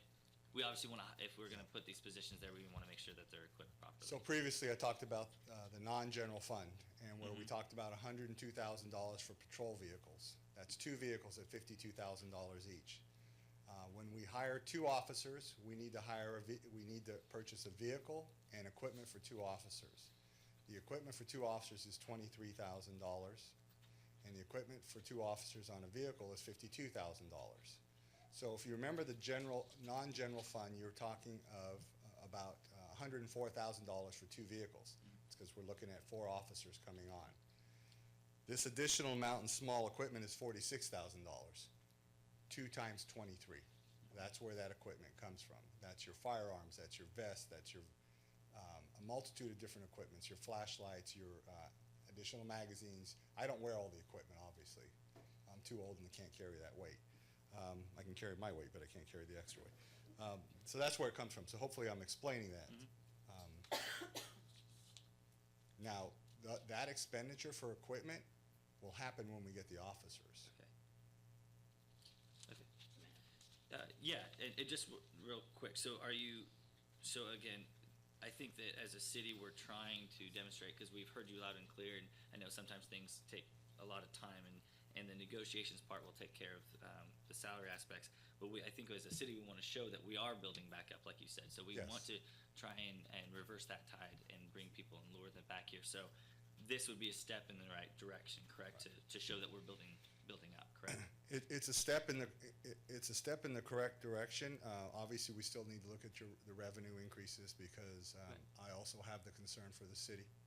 And my fellow directors here, their needs are very valid, but for the police department, it is a step in the correct direction in order to provide that staffing. The current staff you have is professional. We will do everything we can to get the job done. Councilmember DeHart, I appreciated your phone call or your text this morning. But the bottom line is we've got to do something to alleviate some of the stress off of our sworn officers up to the level of sergeant. And yes, even my lieutenants are getting tired, and that's why you'll see the captains coming out and doing stuff. And yeah, my captains are tired, so they don't want me going out there. They already told me that, because I start trouble, but Councilmember Bublak. So my suggesting that we freeze this wasn't to not approve this at a later date. We're talking about 3 months, get somebody in, start identifying the true needs. We don't, just because we said we were always doing a 2-year, we're not in a position. Right now, obviously, we can all agree that we don't have the money that we thought we did. And as far as I'm concerned, first you take care of the employees so that they want to stay through negotiations, and then you go on to hire more. I think that we're doing this backwards, and I don't see how 3 months is gonna harm us by freezing it, get our new city manager in and start having, address these issues that some of us just don't know. We don't know what we're looking for. Councilmember DeHart. Great to have a personal conversation. I love speaking with Councilmember Bublak, and I think we'll continue. I'm not in disagreement with what's being said. I think that the opinion that I'm expressing is this: that the amount of energy required to overcome inertia is what I'm talking about. And we have an established inertia for an extended period of time now. That's what we're trying to overcome. We have got to start somewhere, somehow, some now. I am not whatsoever, once again, I'll say it again, not in disagreement with Councilmember Bublak. But we must overcome this inertia on this particular issue. Is it going to cost money? Absolutely. Most good things that are worthwhile do. In this particular case, I am suggesting that at a minimum, this out of these updated augmentation requests needs to receive at least our best effort and consideration. I don't see any other way around it. We cannot sit idle. 3 months, is it that critical? Okay, so 3 months. And to the folks on the streets, that's 3 months. 3 months is a long time. 3 months is a very long time. And I'm suggesting a course of action simply that helps us to begin overcoming the inertia with which we have been operating almost as a daily priority and emphasis and focus for way too long. That's all I'm saying. You know, I have to agree with you, Councilmember DeHart, and I think that for me, I understand the revenue challenges, and that's something that we will tackle, but at the same time, the new city manager is going to come in, but it doesn't take a new city manager to come in to tell me that there's a need for additional police officers in our force. And we've heard it for a very long time.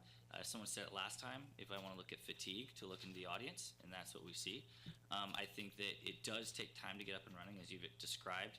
I think that when you look at where we are with our reserves, again, I said this last meeting, but you look around other cities, and Modesto has a reserves of $15 million. There are 200,000 people. Ceres is $3 million and they're 40,000 people.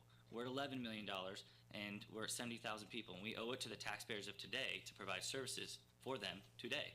And so I am all for making sure we can weather the economic downturn, make sure that we take care of all our other departments. We need to have another robust discussion when the city manager comes in and take a holistic approach. But similarly to taking urgent requests at the time of presentation, I think that we need to take this urgent request and realize that adopting a status quo is appropriate, fiscally prudent, very conservative, but that we start that ball rolling of getting 2 sworn, one non-sworn off the ground. It will take time, and I think that though 3 months, I agree with you. I don't want to wait too long. Councilmember Esquer, sorry. Yes, the next screen on here really bothers me. I know what we need, the bar graph, which 1819, that really bothers me. That is dipping into the $6.5 million. Really quick, this is if we adopted everything. If we adopt, Right. correct. If we adopt, looking at that bothers me. Now, I know that every one of these departments needs all this, everything they're asking for. I want to give it to them. But what I want to make sure is that we don't stop there. I want to make sure that when we have this meeting on May 4th to discuss revenues, I want everybody to show up and help us come up with some money, because we need it, okay? We can't just, we all need to provide the services, agreed, no question. But we also have to make sure that Turlock is generating the income to sustain the community. So if we approve this, okay. I don't want to see us stop there. I don't want to see a hiccup later down the road and say, oh, well, this or that, or put it off. Your term, Mayor, is kicking the can down the road. I don't like kicking the can down the road. That's not how I run my household. That's not how I let my wife run her business. You come up with the money you need to do what you need to do. So let's focus on the generating income, okay? Don't let that slide. That's my 2 cents. I think the slide actually we should be looking at, because I think this slide right here is off the table for us. We're not adopting all of these augmentations. The slide going, there we go, is that this is where we're at today, and so we're adding to this absent any additional revenue. So we're looking at the cost of the 2 officers and the 1 non-sworn to this, so it will dip down. But it's also, like you said, aggressively attacking the idea of additional revenue sources, whether that is an increase in transient occupancy tax, and bringing that in, which will be well over $500,000, or it looks at business license fees, or it looks at border development that could bring in additional revenue.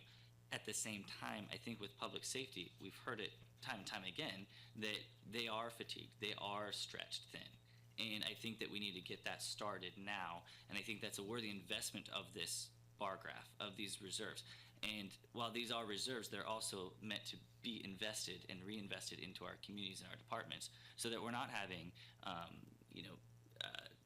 mistakes happen because of fatigue, or whatever might happen because everyone's stretched so thin and morale going down. That's something that we need to course correct, and that's something the chief has talked to us about, and we've heard from the unions time and time again. I think that's something that we do need to address immediately, and it's still fiscally very prudent compared to the other augmentation requests, which again are all needs. I agree. Yes, Councilmember Bublak. So the other caveat is that a general fund is utilized for not ongoing costs. And so that's where we go back to, let's get this revenue meeting set up. I've asked for a month and a half or so. Let's talk about it. We're finally going to talk about it. It's still going to take a while to get that. I'm talking, actually, it's not even 3 months. We're talking the fiscal year. We just need to get us through this fiscal year, find out where we're going to generate our revenue so that we know that the ongoing costs, which is our employees, we can cover that. Hiring more people makes me really nervous when we already know that we're deficit spending. So the general fund is also what we dip into for all the salaries for public safety. That is what it's there for. And as far as the revenue generation, I just do take exception to that, because we are trying to talk about that at the multiple meetings, but you wanted to set aside date next Friday. So I think that that's appropriate, that's fine. But again, I think that it is going to take time to ramp up. Tonight is the night. We've talked about this. We've had staff look at this, put a lot of time and effort into this, and I appreciate that. But I think that, like I said, we can't continue to wait on these requests. So can you clarify one more time? If we wanted a 2 and 1, it'd be items, lines number 25, 26. Sorry, Chief, I didn't mean to put you on the spot. So if you're speaking to the staff, the police officers, and yeah, so if you look at line, I've got so many of these up here with the new one. Same here. I just want to make sure that we're talking to the correct one. So there's looks like on the new one, that the small one, not this big one, looks like it's line 25 says 2 police officers. Line 26 says 2 police officers for 18-19. Just, I'll clarify, the top one, 26, when we asked for 2, it was actually in 17-18, but we said, don't fund it. Yeah. We're not going to be able to hire. We just want the 2 numbers so we can start progressing that way and get aggressive in bringing as many applicants that we can get in. But that impacts 18-19 for 218, and the same with 26 impacts 18-19 with another 218,000. So that's your 4 officers. Your 2 dispatchers on the bottom, one of them are for the 2 to 1, and the other one is bringing in compliance with the 47,000 we're throwing back from our part-time staff that we just can't fill. We're not going to fill it. But I also need to point out that there's quite a bit of other stuff in our thing that's give or take. There's a lot of corrections going on in regards to our training funds. It's no increases there. But if you look at our part-time help, we're asking for an added amount of money in order to change our 2 cadets to 2 part-time clerical in our records front counter. But at the same time, we're reducing the 2 cadets that you had given us at the last budget, because the cadets can't work consistent hours and we're not getting the customer service, and it's impacting the ability for our records unit. So again, we're asking for 4 officers, 2 dispatchers, and the part-time. If you're going to ask me, you want me to change it up, and I hear what Councilmember Blueback's saying too, I don't want to lay off officers. We won't get to that point. We're not going to get there. And here's why. And Councilmember Blueback, I hear you loud and clear. We still have to budget that money as if we're spending. But I won't won't be able to hire the full number of, I have 78 allotted right now. I had 2 positions left, and they were in the academy. Now it looks like I'm gonna lose 1 in 5 weeks, and I got 2 more in backgrounds with another agency. So, as you can see, if it does come to that, I just won't fill the positions I have.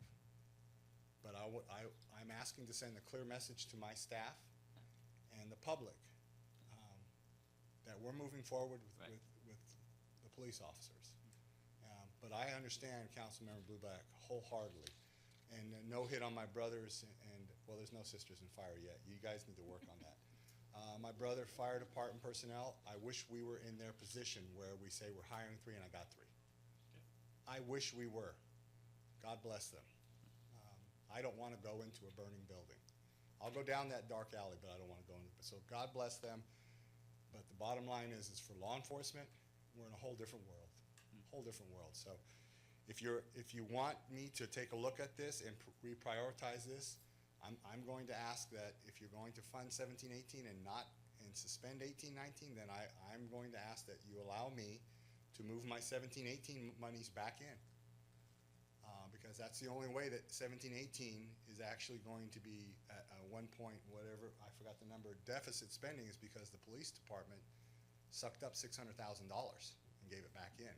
Otherwise, we're going to put it at 2.6 million, right? So if you're thinking about suspending 18-19, I get it. I support whatever you want to do. But I also am going to throw the pitch, then let me reverse my 17-18 pitch of PD goes 0 and move my numbers back into 17-18 if you're going to approve 17-18. I'm not giving our money, the budgeted money we had to that 17-18 and then coming away with nothing. Because you think we have an exodus now.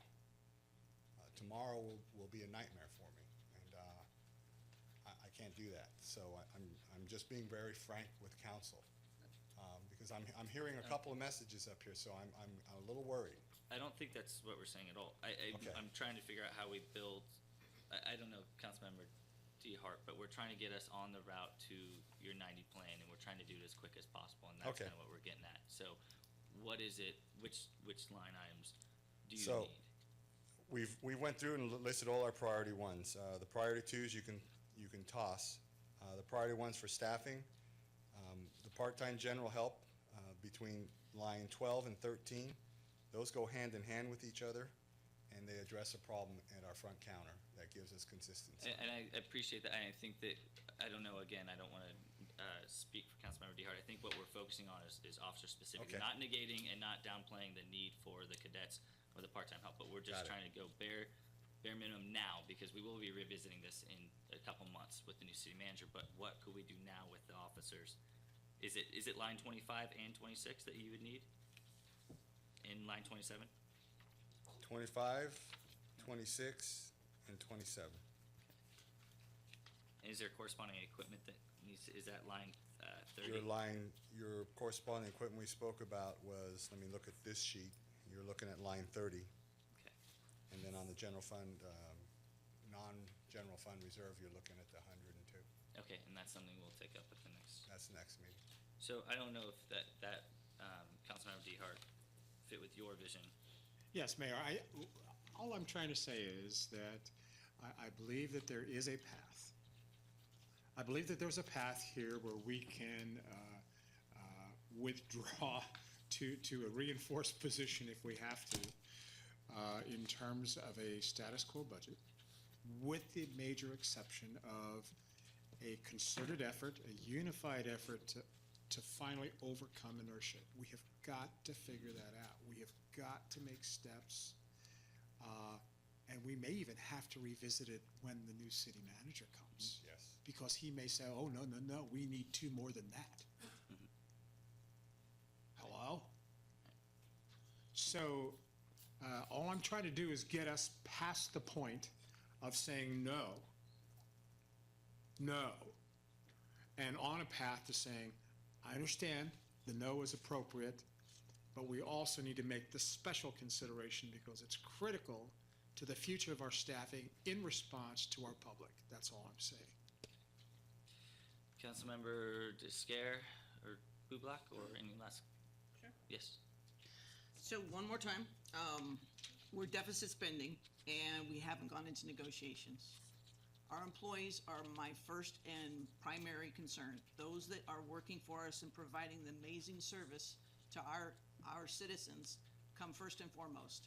Secondly, we will look into whatever comes from our conversations about revenue. If we're deficit spending, you're saying right now, if you vote to hire some more people, that obviously we're gonna have to take away from what we're gonna give to our employees. That frustrates me, because that's the message. And election year or not, I'm gonna always make sure that the citizens, taxpayers' money is gonna be spent properly. So, just point of clarification, they're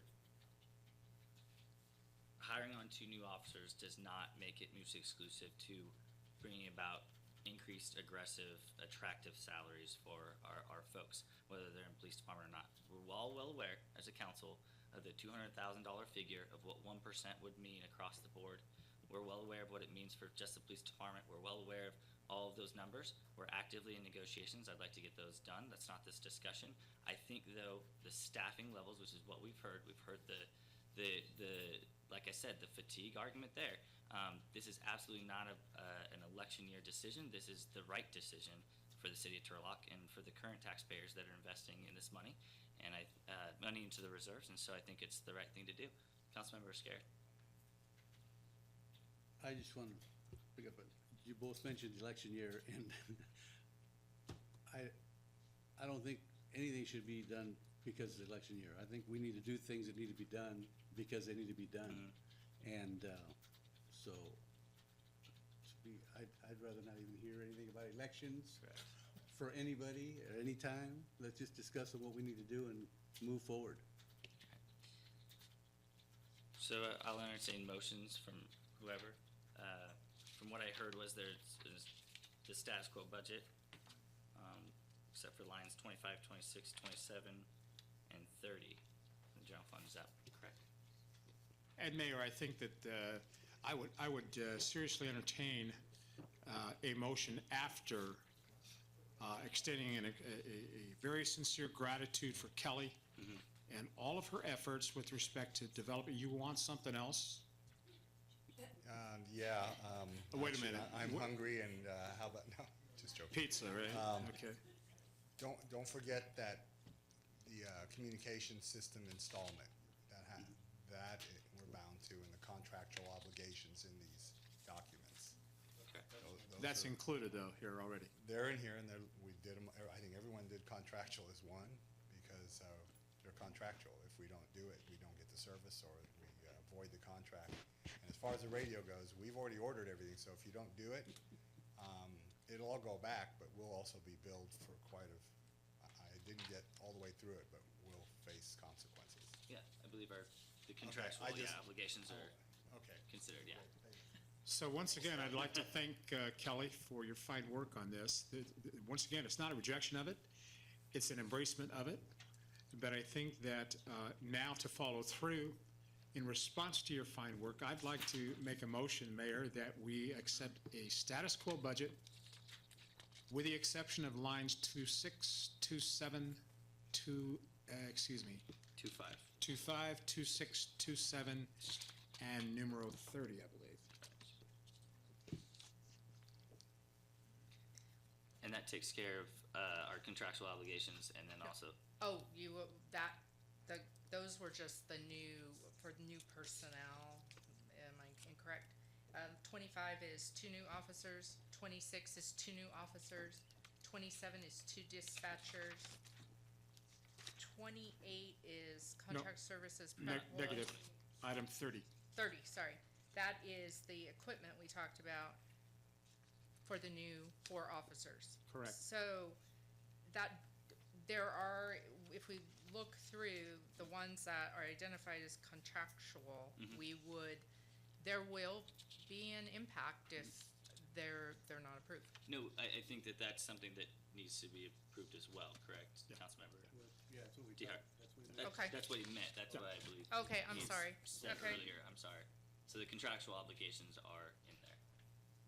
So can we go through and number them for Absolutely. clarification? And just because I don't want there to be any. Yeah, let's number. We don't the- want to miss anything. Let's number the contractual obligations. Okay, so the first one that I show is 7 on page 1.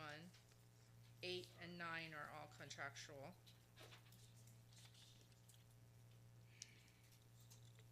This is for the attachment A that the budget transfer will be made from. I see. I hear murmur. Sorry.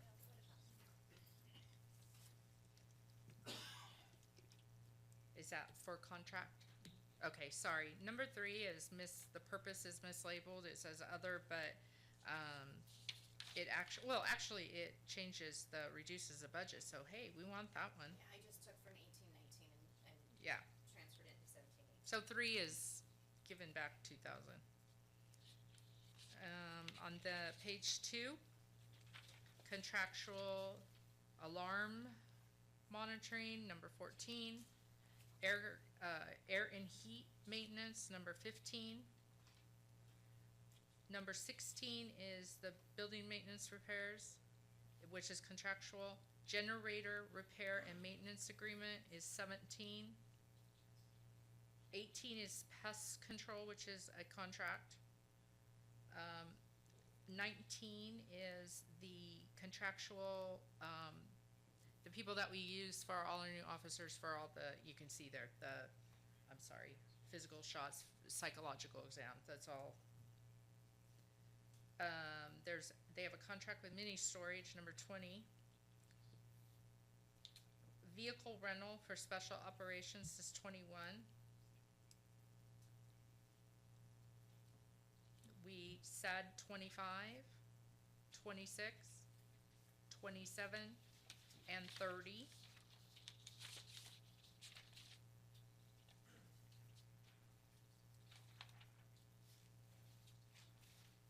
We do have in between, we have 28 and 29. Those are contractual. It's the contract services for our pred pole and then the maintenance of our HTE maintenance contract. So is that, okay, contractual? So page 4. Real quick. So Yes. Chief, the pred pool is, you wanna put that money in there right now? That's more important than your officers? Predictive policing? I mean, is that like, gotta have it? Pred pole, 27, 28, one of those 27 or 28. It's not on 27, 28, it's on, 28, yeah. That's the added amount for the contractual obligation for, the automated vehicle locators that went with Predpol. So, if you don't want to include that, then, it's a contractual obligation, you can not include it, and we'll have, the programming removed. Yeah, and I guess, Kelly, that's the thing. So the contractual obligations are, if we don't pay them, then we get rid of the service or we no longer have it. Correct? That's Correct. Just making And sure. the radio CAT. And we're looking for the we've required, entered into a contract. necessary, correct, that So we've already that- entered in or pre-approved. Yeah. Right, so like, for example, this item, we already have obviously approved it, and so if we don't approve this augmentation of $5,000, Then you won't have that. right, We'll have it removed. Okay. Part of the contract is they had to do a proof of conception. So they had to install the program and make sure it worked before we paid them. And they've done that, so now it's working. So I'll have to look at the contract, but more than likely, we'll have to remove it all. were you saying you wanna remove it, is that what you said? No, I'm just asking. Oh, okay. No, you guys are going fast, but good.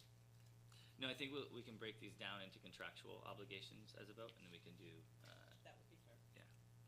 So, In this column here, you'll hit all your contracts. Is that Yeah. what you're doing? I was using the one that we're gonna use for the Kelly, do you transfer. not have a master list of the contractual? Do you wanna take a? I'll go through each one? Do we Well, want I just to think- finish identifying them, or? Yeah, Okay, because we're on page 4. yeah. Under fire, this is where fire starts. Line 42 is the contract that they use for their physical shots and psychological exams. Page 5. Number 51, we have a contractual agreement and the cost of the facility is going to increase, so if we don't increase it, we won't be able to rent that facility. It looks like maybe dance classes there. I think Yeah. a note on that one, existing revenue will cover the increase in the facility rent, so. 53 and 54 are contractual, tree trimming. Are they contractual, or is this increased funding? Increasing the funding? I think, yeah, Sorry, I'll let Allison. Allison answer. No. Okay, fine. Mayor and Council, for our augmentation request, excuse me, I just want to bring your attention to the prioritization. So while the tree trimming is contractual, we had prioritized that as a 2. And so I would urge you to look at how we, at least for my department, what I had prioritized at a 1. The majority of the requests are offset by revenue, so there really were cleanup items, which was my understanding of the prioritization exercise. It's a 1 if it's already occurred or it's going to occur.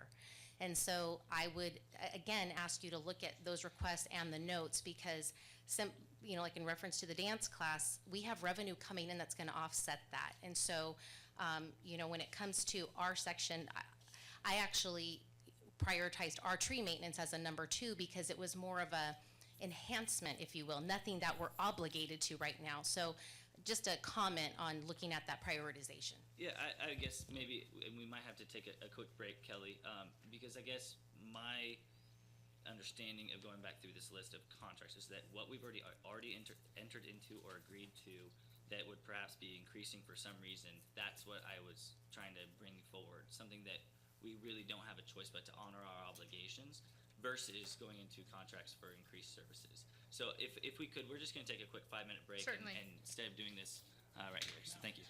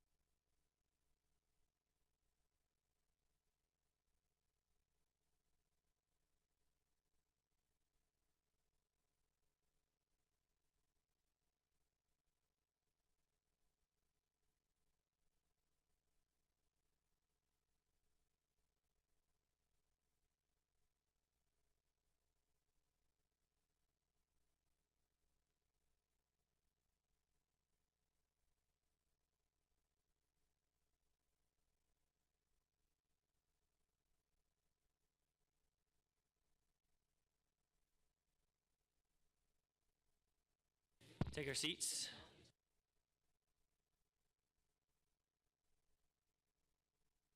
It's the third time. Well, I mean, asking the departments, please just put in what you have to have. Don't put in anything. I mean, and that's fine, we'll do it again, but, I mean, ask. I know, but at this point, they've taken us even a step further. Just real clear, if we're gonna bring only staffing, I just wanted to make sure that you're clear on what I'm looking at as staffing. 12 and 13, because that's reducing, that's giving back that amount and then asking for that. So Okay, that's kind of that goes. yeah, so 12 and 13 is our part-time clerical cadet is a yes, and then 25, 26, and 27 you have as yes, that's personnel, right? Right, yeah, those are the ones they called out. They're gonna have to do number 24 too, that's the COPS grant, right? You have to do the Yeah, COPS grant. yeah, 24. that's a credit back. That's not staffing, this is staffing, number 30 is staffing, because if we're not gonna get the equipment, we can't get the bodies. Right, we have that right there. Okay. And we have 26, 27, what about 29? I mean, We are have you, 20 we'll have to bring wait a it back. minute, 25, 26, 27. And 30. 30 is yes. 35 is also yes, right? Are they gonna approve all of the personnel? I thought they were gonna. That's what we need to ask them and see. You know what I mean? Is it all or officers? I need to know what they want to approve on personnel. Do they want the officers and the part-time portions and so forth? So I just want to make sure we get this correct. No, you're right. I mean, there's a lot of stuff on here. What about everyone else? Well, that's what I mean. You were the only one that got to plead your case. I tried to plead for the radio. The only reason I came up here.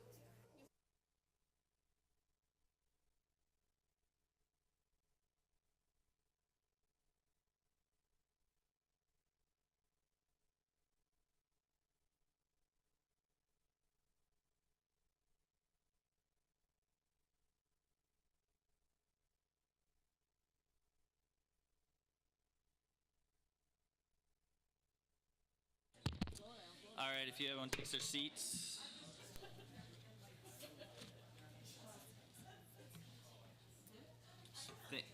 Thank you so much.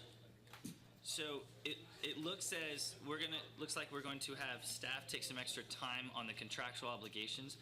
For example, I think the chief was looking at the pred pool that could use 17-18 funds instead. And so we're just gonna let you guys have the time to bring back the contract specifically, the stuff that's required. But as of now, we can entertain the motion of a status quo budget with the addition of boxes 25, 26, 27, and 30, which would increase police staffing.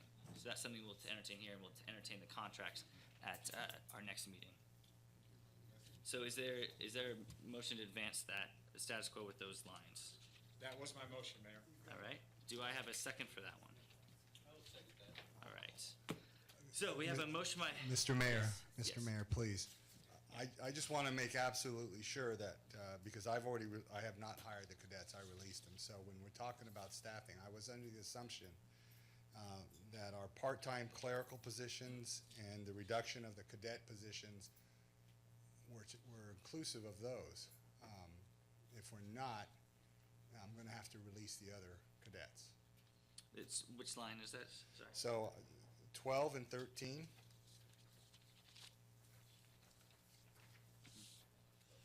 So this is where the part-time is an augmentation request of $46,200, but a savings of $14,920. Is that correct?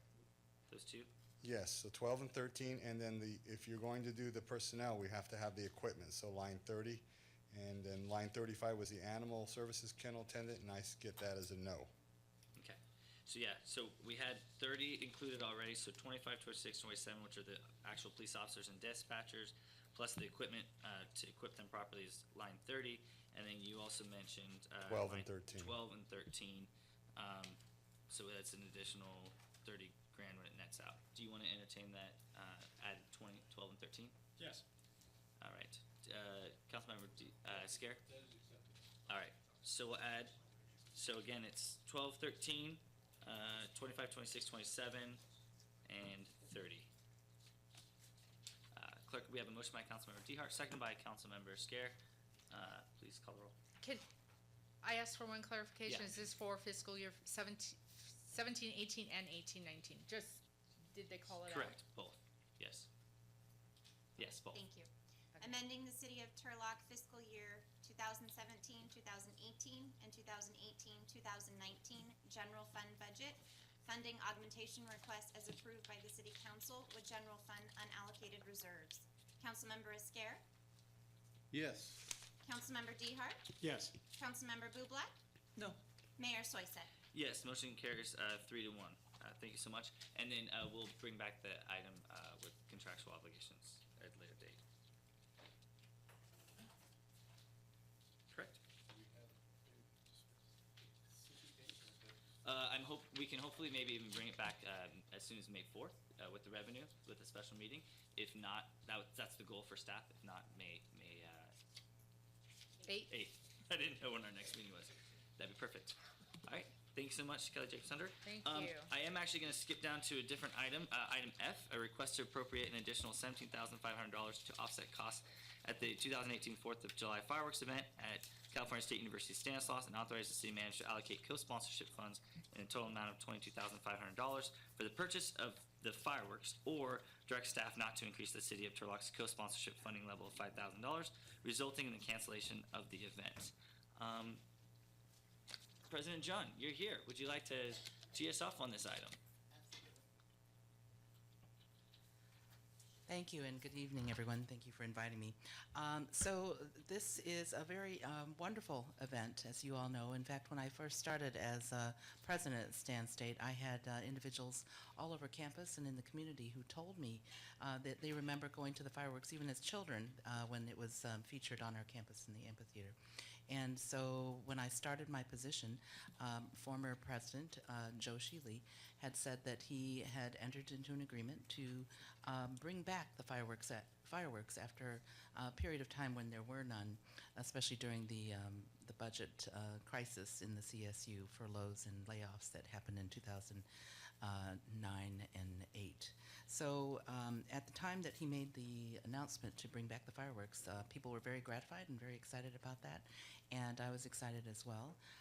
And at that point in time, there was an agreement evidently that said that the Chamber of Commerce would do a lot of the fundraising to offset the costs. So unfortunately, that didn't materialize, and so as a result, you have in your packet a list of the costs, the actual costs that the university incurred, and it was a substantial amount. So I'm gratified to hear that the city council is interested in trying to preserve this event. I will tell you that you were just talking about your budget woes, and I thought, oh my God, no, deja vu all over again, because we have the same kind of very difficult conversations on budgetary cuts that the CSU is currently facing. So you may have seen some of the news stories that said that Chancellor White is not asking the Board of Trustees to increase tuition, so that it will no longer be an item of discussion by the trustees. The sad part, of course, is that in the state of California, this is the highest budget revenue ever in the history of California, and even with putting money into the rainy day fund, there's still in excess of $6 billion that the legislature has to make decisions on. Unfortunately, Governor Brown has not allocated full funding to the CSU, was asked to allocate $263 million, and he only allocated $91 million to the CSU, which means we're lacking $171 million in baseline funding, a cut from what we had last year. So I will tell you sincerely that this came up at one of our joint TSUSD city meetings jointly, where I mentioned that I was going to sadly have to cut the fireworks for this year because we couldn't afford the roughly $80,000 price tag. Because as a campus, every one of the CSUs have been notified by the chancellor that to take that $171 million cut would mean roughly 1% of our baseline budget. So I am going to have to cut $1.325 million from our campus for next year. Now, some of that we possibly can stave off with our one-time funding, but it is base, so it can't last for much longer than a year or two to cover with one-time money, because these are salaries of individuals. So with that in mind, I thought I simply could not go forward with funding the fireworks. And it was amazing last year to go through and see that 15,000 roughly individuals came and enjoyed, families and people and neighbors and children and everyone on the campus, which is a wonderful thing to see. But our campus actually only has about 1,000, a little over 1,000 employees. We have about 640 faculty, about another 350 or so staff. So that 15,000 really represents many, many people in the city. And let's see, I will say that it is unusual to have a university pay for fireworks that have to do for a city entity. And I understand why it happened last year, but so that's why I simply couldn't move forward with the proposal of funding another, $80,000 worth of fireworks, knowing that I have to cut 1.325 million. Now, I will say that it's not clear yet if the legislature comes forward and does fully fund the additional 171, then we won't have to make cuts. But we won't know that until after the 4th of July, likely after the May revise, and then the CSU makes their decisions, and we should know by the beginning of July in that neighborhood. But in anticipation of that, that's why I mentioned this to Garrett, to the mayor, and he was concerned to hear about it and wanted to bring it to the council's attention. So now, the one thing I will say, I would love to continue doing it because so many people were so happy to see the fireworks come back, and we have such a strong partnership with the city and want to continue to grow that relationship. Our students love Turlock. We love living here, the faculty, the staff, and myself included. So we'd like to see us maintain that connection with the community and with the city. But as you can see from your your sheet in your packet, the difficulty is that the 2250 really only covers the fireworks, and everything else that, even if we shaved back all of the other things, like there would be no music, there would be no entertainment, it was just the fireworks alone, we still have mandatory costs in there that still exceed the 2250. You have to, you're required by the fire marshal to pay for insurance. That's the 5,000. There is the security also required by the company, the firework company. That's another 8,700, and the list goes on. So it's really amounting to a minimum cost, even shaving back entertainment, bounce houses, et cetera, et cetera. So that's where, if we can find a way to have the city participate more extensively as being proposed, then it is something that we could consider. And the university, even with my budget cuts, I could consider perhaps funding in the neighborhood of no more than 1,500, 10,000 to 10,000 to 15,000. The remainder, 35,000, would have to be picked up by the city or by donations of some sort. So, but with having said that, I would say that we'd be very excited to be able to continue if the city can find a way to, help subsidize the significant cost. Thanks so much, President Joan. When she brought this to my attention, obviously this is a deeply held tradition in the city of Turlock, and so I wanted the council to have a chance to discuss it. For those watching, this is out of our proposed funds are coming out of the transient occupancy tax, which is basically the tax that's on our hotels for heads and beds. That the idea is that we need to take this money and reinvest it in events that draw people to our community, that spend money in our restaurants, that stay after the 4th of July parade and stay a little while for the fireworks, that stay in our hotels. And so that's why I think it's an appropriate use if we do go down this road of the TOT. It should be noted that you're going through deep cuts, and we're obviously looking and pouring over every dollar that we spend here as well. But you all are still ponying up money to make sure that this community has fireworks, and I think that it's on us to do it as well. But there's also a gap in the middle. There's still a gap. And this request tonight is not to fund everything and everything goes well. We're still seeking community sponsorships and donations to fill that gap of, I think it's 15,000, 15,000, it's in that range. And this is a bare bones event. So I do think this is widely attended by Turlock residents, but there are a lot of out-of-towners that still come. It gives a great image for us. I think it's one of the best events we put on, and so that's why I thought it was worthy of our discussion tonight about where we go forward. So thank you so much for coming. Yes, and one other thing, though, I would say the bare bones budget of somewhere in the neighborhood of 50,000, even if the city covers the 2250, will be very bare bones. There won't be, as we did last year. We had a jazz band. We had to set up the stage. We had to have, the additional microphones and the sound technology and all of that, and that would not be present in the new revised budgeting of somewhere in the 50 grand. So. And then we had bounce houses, and there was food and other kinds of things that made it more of you could come and while it's still light outside and hang around the campus and do fun activities and wait until it becomes dark enough for the fireworks, usually at around about 9 p.m. or so. So in this newer revised version, it won't be as much of a fanfare celebration because of trying to reduce the costs. So that is something also. Enough of the doom and gloom. I know. One of the great things about this is that it's incumbent upon us as a community to also fundraise, because if we do help bring back those donations, we can add in some of those elements. And I know that Yes, Allison's absolutely. staff is creatively thinking of ways, but so it'll still be a great event. But you're right, and then that way we can also even offset if we fundraise enough some of the money that you're donating. Absolutely, we're that would donating. be my hope and the goal, right? Yeah. So what's a discussion on the council or the public or council? What's any discussion?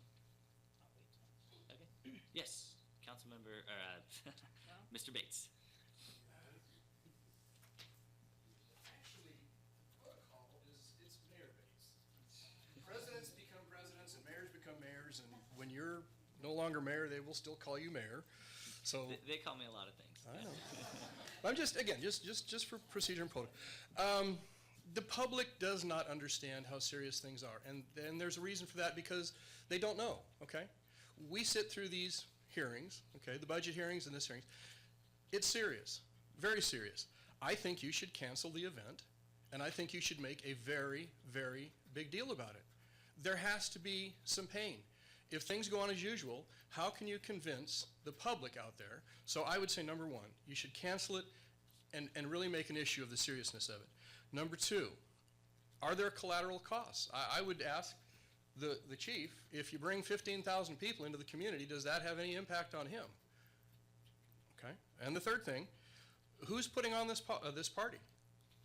Okay, is it the mayor and the president, or is it the city of Turlock and the university?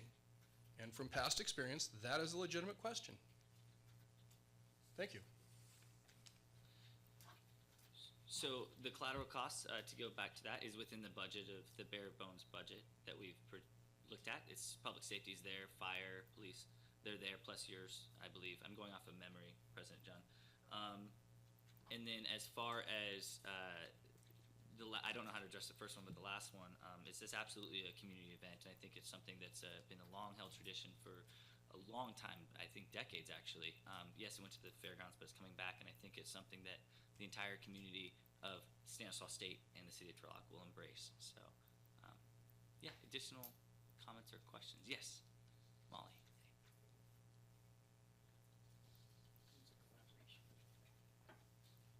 I just had a question.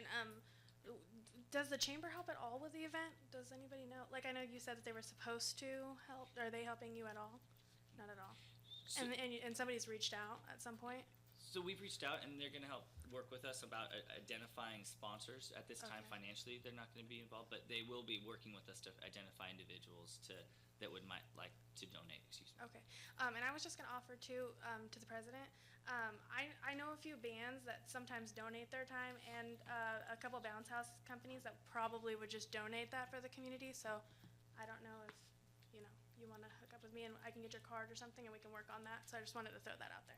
Oh, I love it, and that's part of the discussion today, is to spark some of this collaboration and these ideas. This is to make sure that we have the funding going forward, because we will, I believe we have to put some deposits down, or we have to keep moving forward to decide one way or the other. So thank you, Molly, that'd be a great partnership.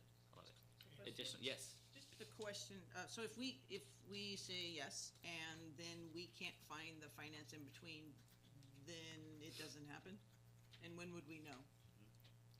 Because there's a marketing procedure in there, right? I mean, everybody knows Fourth of July is coming, they can anticipate, or when do we know the funding's not, mechanism's not gonna meet what you have and what we gave? Absolutely, and I think President John, you can chime in for us. It's today's discussions whether the city's even interested in putting in money and seeing it as a game. So I think that's.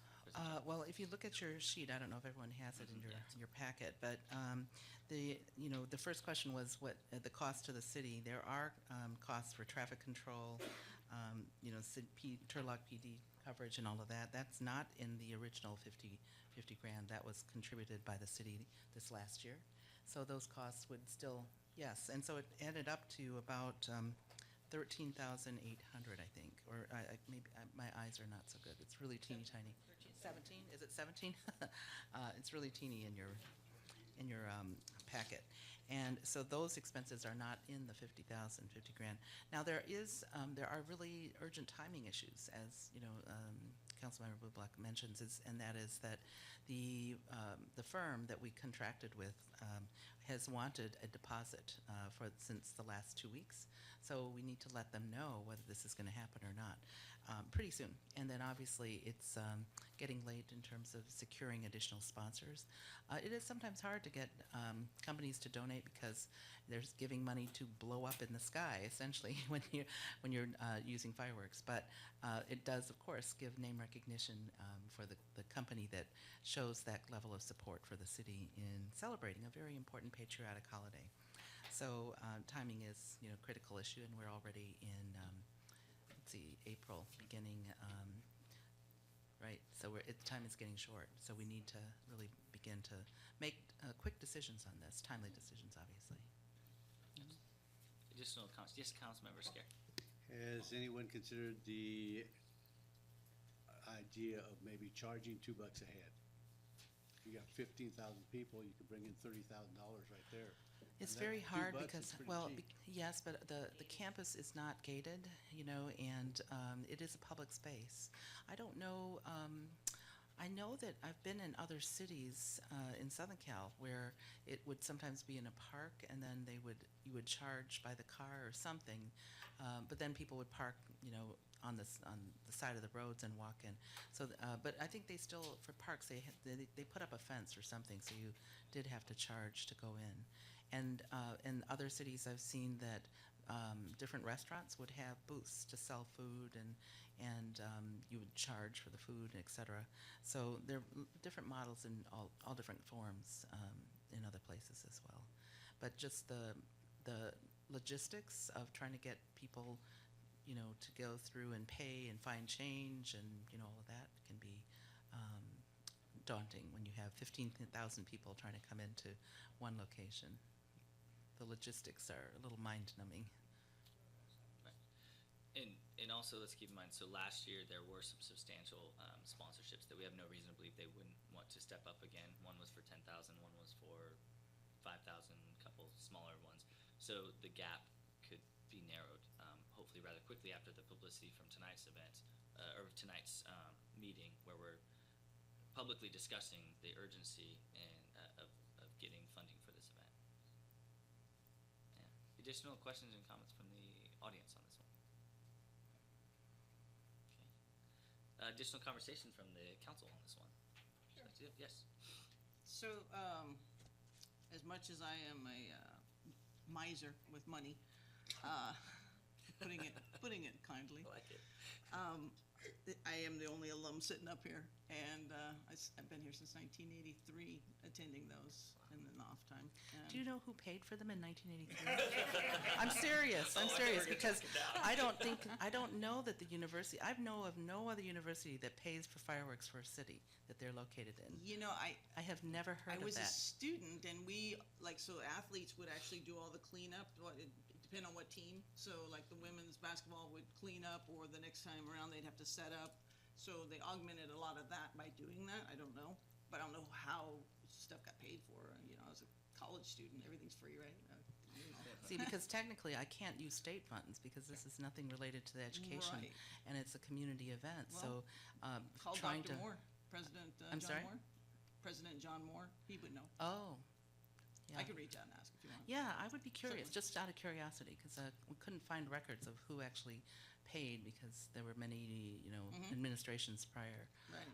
But it is an unusual thing, and the campus, of course, the faculty and the staff very much enjoy this event, and they're proud to say that the university helped to contribute. But the amount that I have to contribute is just I can't do it and justify taking cuts in my educational mission of the institution. Right.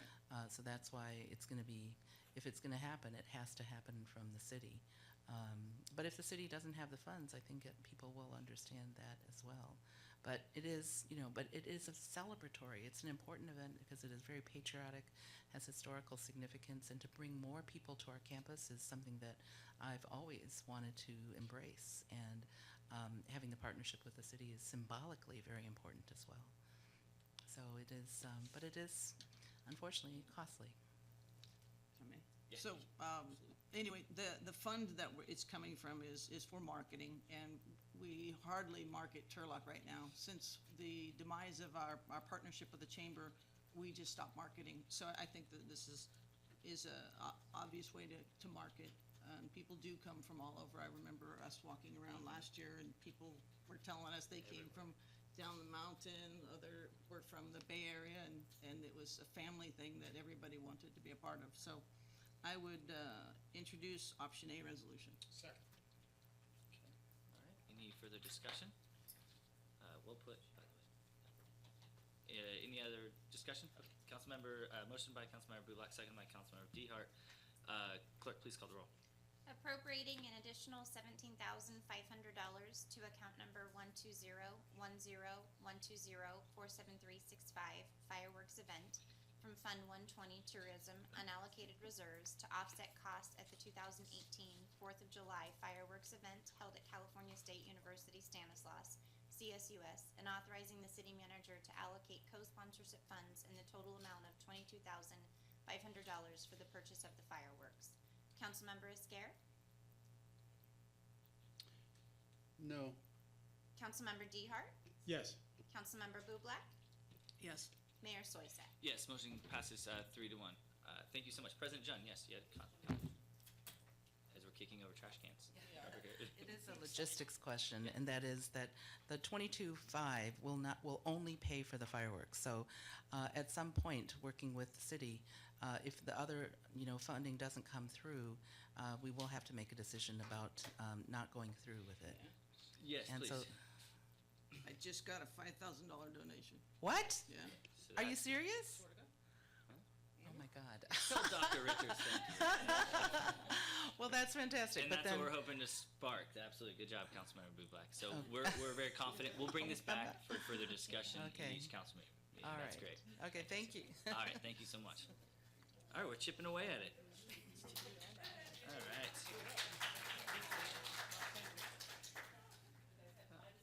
Are you allowed to say who it's from? I don't know, he didn't. On my other phone. So under there. Oh, no, I left it in there. Oh. So it's to us, I presume. So it's from, where's Mr. Franson? Mr. Franson and Mr. Santos are texting it for both of us. That's great. Yeah. All right. Well, we'll coordinate that and we'll get some others. Thanks for taking the lead. I feel like he's in heaven. Dr. Santos and Mr. Franson. Thank you so much. Anyways, thank you. Very grateful. All right. Moving on. Thank you so much, President Jung. I think she left. Moving on, a request to approve the renaming of the Turlock Regional Transit Center and authorize the city engineer to direct for the necessary minor changes to the design and construction of the city project. Mr. York, hey, I haven't seen you present in a while. I know, it's been a little while. Good evening, Mayor and Council. Before you this evening is a request to rename the city's Central Transit Center after Roger Fall. Roger was a longtime employee of the city of Turlock with a majority of his career spent supervising traffic engineering and transit-related services for the citizens. As the city's transit manager, he assumed responsibility over the city's first dial-a-ride system while it was still relatively new, and in the years that followed, he was instrumental in implementing the city's fixed route system, which provides regular, dependable, and cost-effective transportation options for citizens. This responsibility involved a multitude of tasks, including bidding and procurement, contract administration, and general management of transit services. During his 30-year career, he was an advocate for the city, pursuing vital grant funds to help meet transportation needs and working with the Stanislaus Council of Governments to get them programmed accordingly. He built strong relationships across city departments and outside organizations, often working behind the scenes to achieve community goals without fanfare or accolades. It's just how Roger was. During his many years of honorable public service, Roger worked tirelessly to meet transportation needs within the community, with a particular sensitivity to transit-dependent riders who had no other viable transportation option. He was instrumental in the decision to move the city's primary transit transfer point, which was at Central Park, if you may recall, to a new centralized transit center where it resides today. The transit center continues to serve local and regional transit needs to thousands of passengers each year. City staff was saddened to learn of Roger's sudden and untimely passing in mid-March at his home in Moscow, Idaho. And so, in recognition of his many years of honorable public service to the city and his contributions to transit both locally and in the region, city staff is recommending the establishment of the Roger K. Fall Transit Center at 1418 North Golden State Boulevard, which would encompass the full site to include the building and the site including the building under construction. We believe this recognition is both timely and fitting and creates a link between the past through Roger's efforts and the future through a new site that is going to meet the needs of the next generation of transit riders. Staff is grateful to have received 4 letters of support for this effort. Those letters are attached to the agenda packet.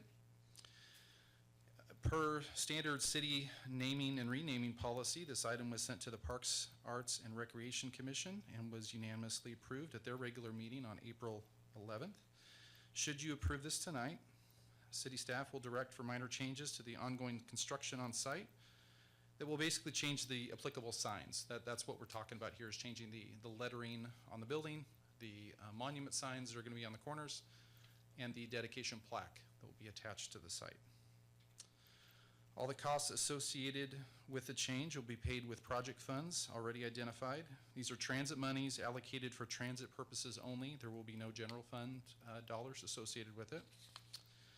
We would continue to work with the general contractor to maintain project progress and ensure that this change does not impact the project schedule, nor does it delay the opening of the building. We recognize that's a priority. We want to continue to do that.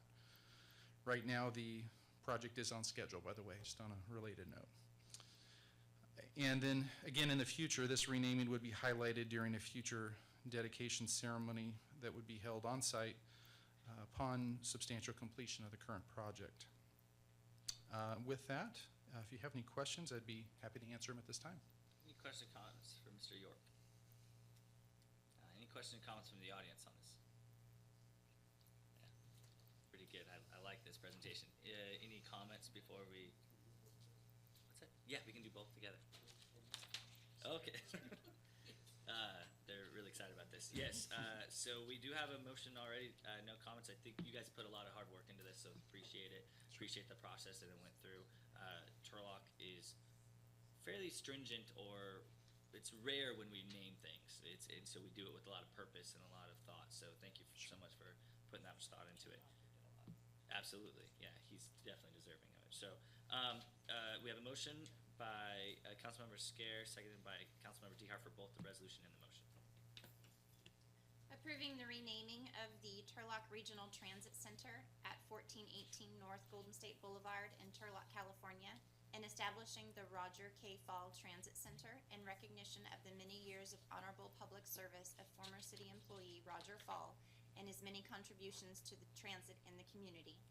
Authorizing the city engineer or his designee to direct for the necessary minor changes to the design and construction of city project number 1260C, Turlock Regional Transit Center Phase 2, to implement the specified changes to the building name sign, dedication plaque, site monument signs, and related items contingent on maintaining satisfactory project progress and the availability of budgeted transit funds. Councilmember Scare? Yes. Councilmember DeHart? Yes. Councilmember Bublak? Yes. Mayor Soisa? Yes, motion carries 4-0. Thank you so much. Appreciate it. Moving on to item C, a request to affirm or modify. There we go. request to affirm or modify the community events and activities grant funding as submitted by the Parks, Arts, and Recreation Commission. Amber Training, how are you?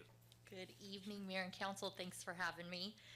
I'm here this evening seeking affirmation or modification to the rankings that are presented to you as Exhibit A by the Parks, Arts, and Recreation Commission for the 2018-19 grant funding cycle. The purpose of this grant program is to assist organizations who are committed to promoting Turlock through their events. These are events which will bring visitors into our community, encourage them to stay in our hotels, eat in our restaurants, shop in our shops, essentially promoting the positive impact on our local economy.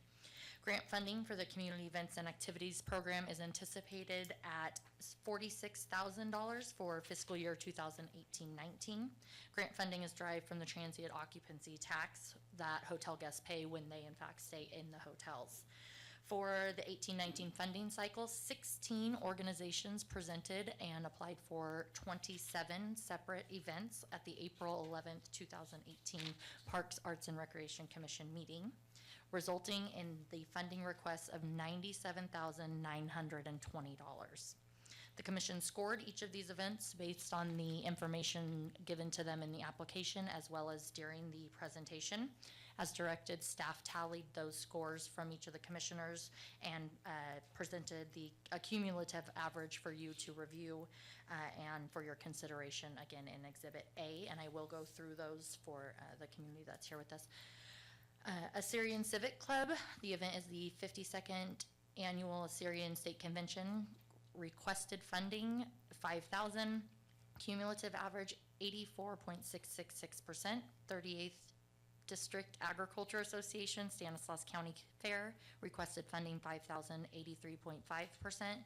Assyrian Civic Club of Turlock, Assyrian New Year Celebration, 3rd Annual, requested funding $5,000.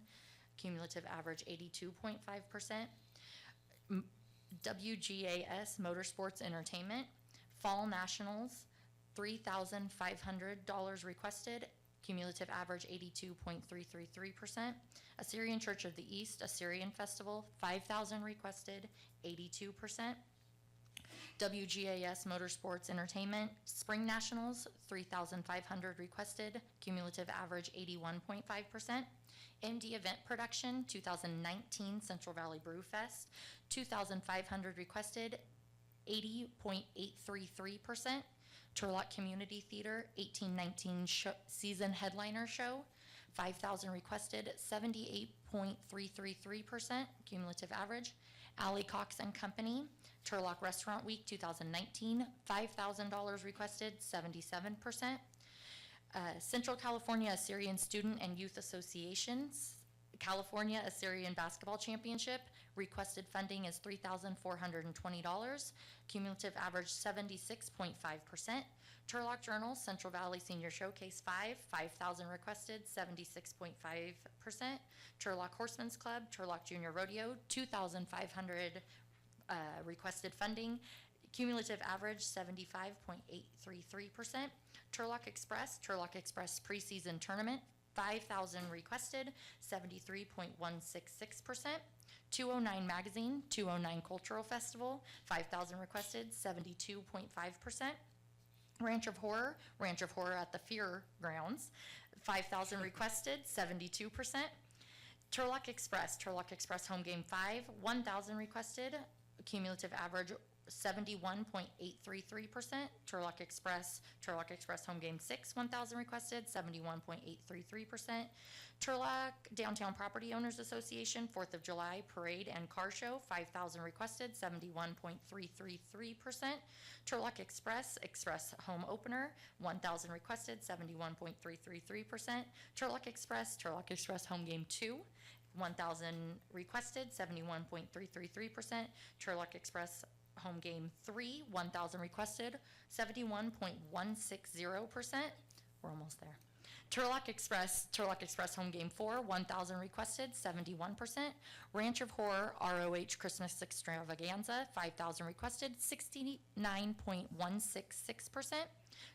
Distinguished Young Women National, Distinguished Young Women of Turlock, 5,000 requested, 66.666%. Turlock Journal, Turlock Women's Leadership Roundtable, 1,500 requested, 64.666%. Turlock Downtown Property Owners Association, Festival of Lights, 5,000 requested, 64.666%. Pittman High School Band Boosters, Pittman Preview of Champions, 5,000 requested, 63.666%. Based on those rankings, based on those rankings and the anticipated $46,000, council could choose to fund the top 9 events fully. That would leave a remaining $6,500. The 10th and 11th ranked events actually had the exact same cumulative average.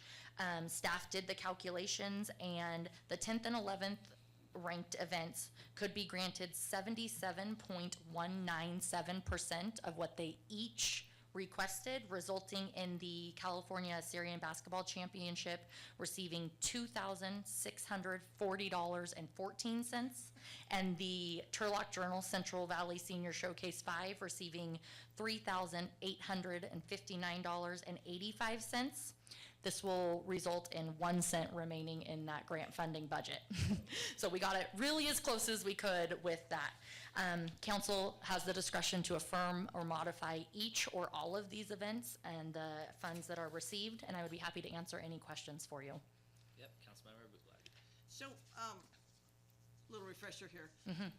Do we have a second cycle that we get, and is this the same amount of money? Is that why you kept half of it for later? Or, because they're available funds, I'm just looking at what Molly presented, so there's 97,000 available? No, that is how much, 97,920 was how much was requested. Okay. So applications through the 27 events that were presented on, if everybody was fully funded, the amount they requested, it would total 97,920. Our anticipated budget amount for the 2018-2019 fiscal year is 46,000. Okay, and we won't have another cycle of them, because I know there used to be. Historically, there has been another cycle. That is because in the first round of cycle, we didn't have enough applications to fulfill that. There is criteria on the grant for each event that the max they can request is 5,000. Right. So with the applications that came through on the first cycle, the 46 was not fully funded out. Okay, I'll wait. Any additional comments, questions? This is where we're trying to put our heads together to make it all work. Go on. Good evening. Seems to me that we had in the past partially funded each event anyway, as opposed to fully funding the top 10 or top 11. Does that bring, in other words, we'd gone through some sort of formulation that said, because we do have, and I think it's been fairly recently that we did this, because we do have more applicants and more requests than we have available funds, we partially funded some. Is So that- I know that last year we did have more grant funding requested than available, and we did council did choose to fund the top ranked ones, partially funding the last, kind of the cutoff mark. That last event only received partial funding. There were events last year that did not get funded Did at all. not get funded No. at all. Yes. Yes, any comments or, Councilmember Scarrett? No, I was just looking at the proposal from Molly, and it looks pretty good to me. Well, we just give everybody a little bit, let them all do their thing, and we still save $1,250. Yeah, so I actually had staff look at doing an equitable cut, and it's a little, it gets us exactly to 46,000. Everyone gets, these are round numbers, Molly did a great job, but it comes in at 44,750. So there is, I could even push it up there, because Kelly, you guys worked hard on this, and just to, if we want to fund it a little bit, so for example, the first one would be 5,000, but we could give them $2,349, which is all equitable. It's like 47% cut across everyone's. You can do round numbers as well. I think that I'm open to all, and I want to hear what you all have to say. this process, I think, needs to be a little fine-tuned. I think that maybe 5,000 as a max is maybe a little too high now because we have a lot of applicants. Maybe we need to bring that back down. So that it's, some people, especially with the percentage cut, are getting rewarded for going max, right? Because now they get $2,500 versus someone that was more conservative with their $1,000 proposals getting less. So it's definitely imperfect, but yeah, I'm definitely open to hearing some other ideas. Anyone from the community? Molly, do you want to speak again? You definitely have the floor if you'd like it.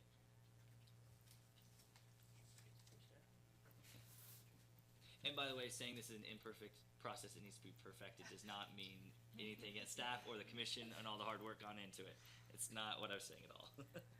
I just wanted to add that Festival of Lights did not get funded last year at all, and we had a really hard time getting sponsorships. We did with what we could, and we made a great event. It was probably the best Festival of Lights that I can remember, so that's good. But I just wanted to add that in there, that it does add. I think that a lot of these events are first-time events, and I think that they would be discouraged to not get anything at all. So I just wanted to add that in. Yeah, and that might be, and this isn't for the time being, the discussion, but maybe there's certain events that, because the city of Turlock also too, we are weighed in heavily, like for the 4th of July parade, and there's certain things. Perhaps there's something we go through and say there's certain events where we want to have a standing sponsorship for out of this fund, and that's separate, and then we can go. But that could be a discussion for a later time. I think right now we have the process, and Right. I do like the idea of everyone getting something I agree. within the budget. Thank you, Molly, for your hard work, by the way. Any additional comments and questions from the, Allison, Director Van Gilder. Thank you, Mayor and Council. Just a couple of comments. As you know, this is a fairly new process, and so we're absolutely open to taking a look at it to see if there are any changes that we need to make to the program in general. I believe that there's some things that you need to be aware of, though. Should council make the decision to essentially award every single applicant, a couple of things. We would need to have conversations with those particular applicants to understand if there's consequences to that reduction, and just trying to understand how that affects their event. I'd guess to say that they'd rather get something rather than nothing, which it sounds reasonable. The one thing I would caution, though, and you've heard me speak to this fact recently in regard to the part-time position that Amber happens to fulfill right now. This is one of her primary responsibilities, not only managing the grant award process, but she will now have to manage all of the grants that you award. And so while we might have had 5 or, no more than 10 recipients, there's a consequence if you decide to award everybody a portion. All of those grants have to now be monitored, receipts will have to be turned in, reports will have to be submitted to council. So I just want to make sure that you have a full picture of the decision that you're about to make, just so you understand those challenges that we will then have in terms of managing that workload. So, just wanting to make sure you have all of the information. So thank you. Absolutely. Yes, Councilmember Scare, of course. No, thank you, Allison, for that clarification. Yeah, no, that, good point. And, well, okay, suppose instead of giving everybody, because then you're gonna get everybody else gonna come running up for money. Why don't we, instead of having 10, let's make it 20, top 20. And then, just by looking at this list, Increase this number. just by looking at this list, if we eliminated 4 or 5 of the express games, and that we don't have to give $1,000 to every single express game. We just do the opener and game 6 or something like that. We'll do the top 20. I think that still doesn't get us under the $46,000 budgeted threshold, though. But we should be being a little bit selfish here. I mean, we should be taking care of the 4th of July and the Festival of Lights. Those are our 2 biggest things. I mean, if we're not taking care of us and then that seems really silly. So if there's a way to kind of fund those 2 as well, because it is the city's money, we should be taking care of those. Everybody's gonna be a part of that. Any one of these groups of people that have already been identified will probably participate. Well, yeah, what I meant was the amount proposed on the right-hand column. But if you And went, do the top 20, you're still gonna out be of under. 27, that we wouldn't, Festival of Lights wouldn't hit it. It's number 26. Right?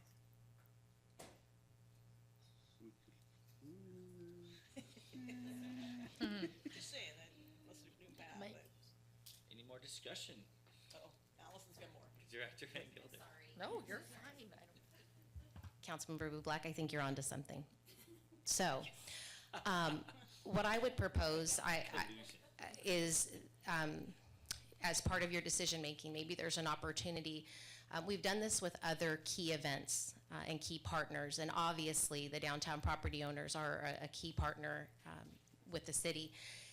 Would there be an interest on the council to essentially address those two events, being Festival of Lights and 4th of July Downtown Parade, as a separate issue, maybe for consideration of a co-sponsorship outside of this grant process, similar to what we've done with Tournament of Champions, with CSUS, and maybe that way the two issues are not being convoluted and you're not feeling a tug, because we know those are somewhat two of our signature events, if you will. So I would just offer that up, that might be something for you to consider as part of your decision-making tonight.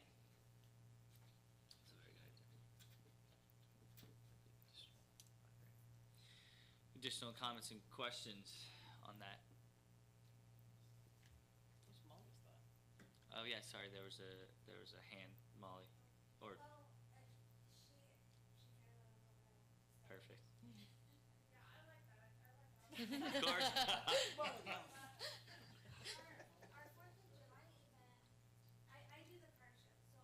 Hop on up to the microphone. I know, you're trying to avoid it. You're good. Oh, hey, I didn't, sorry. Up there.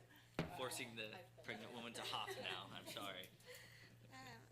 I do the 4th of July event with Molly, and I run the car show, but we like to partner with the city, because then, like, everybody's downtown, and it's a good, like, vision for our event. If we're partnering with, like, Stanislaus for our flyers, our advertisements, the city, that brings more people down and involved, and then they want to know, what else is the city putting on, or what else are you partnering with?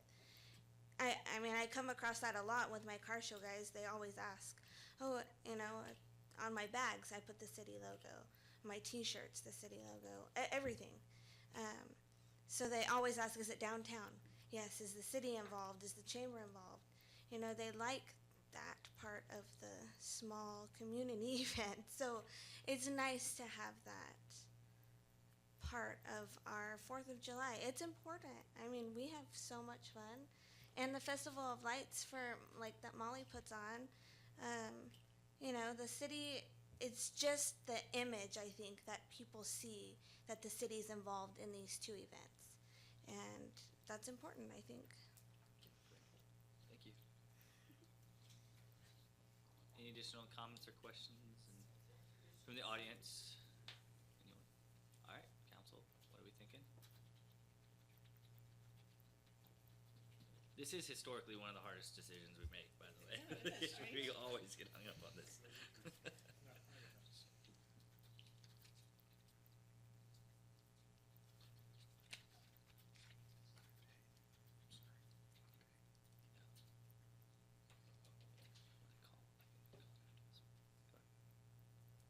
As you say, I still like the idea of spreading the money around a little bit more, but if we did pull those two events and come up with alternative process.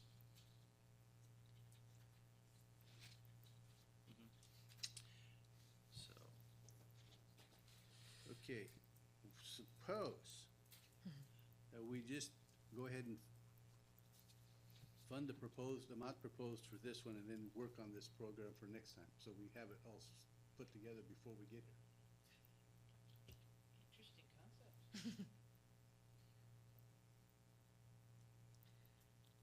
So say that again? I don't understand. Go for the 44,750, the amount proposed over here in the right-hand column Okay. for this year, and then let's get a program together for next year so that we have the 4th of July and the Festival of Lights with under their own program, and then figure out if we want to do 10 or 15 or 20 or whatever, work out the details. So for the record, Molly, we're working off of your sheet. So you're, yeah, no. Apparently around numbers. Absolutely. What about the idea of removing the 4th of July and the Festival of Lights from this consideration? Because they're each asking for 5, and that's a savings of $4,000 on her little sheet, and passing that. And so we have $4,000 plus we could entertain more for sponsorship. So we can bring this up again in a meeting or two to address those two, because I think that you're onto something, Allison's onto something, Downtown Property Association, of that these are specific events that we would like to make sure have a lot of support from the city. That's what I'm hearing. That sounds okay. I just want to make sure that we do come up with some money for them before. Yeah, absolutely. Well, we at least have We $4,000. drop them off the list, and then all of a sudden they got no money. I go, Actually, "Ah." it wouldn't be 4,000. It's actually 6,000 because we've budgeted $46,000 for this, and Molly's goes up to 44,750. So we'd have 6,000 to work with. So we could easily remove those, bring them back in the next council meeting where we entertain a sponsorship for either the full 5,000 or whatever with the savings that we take it off. Is it difficult, real quick, is it difficult, city attorney and city clerk, because we're working off of a handout from? No, we're just switching the attachment. Okay, yes, sorry. Because the same concept, Molly, was what I came through, but staff did it down to the penny, right? So thank you so much. So we're gonna instead, I think, go by these rounder numbers here for the audience out there. And so that would be what we go off of. Do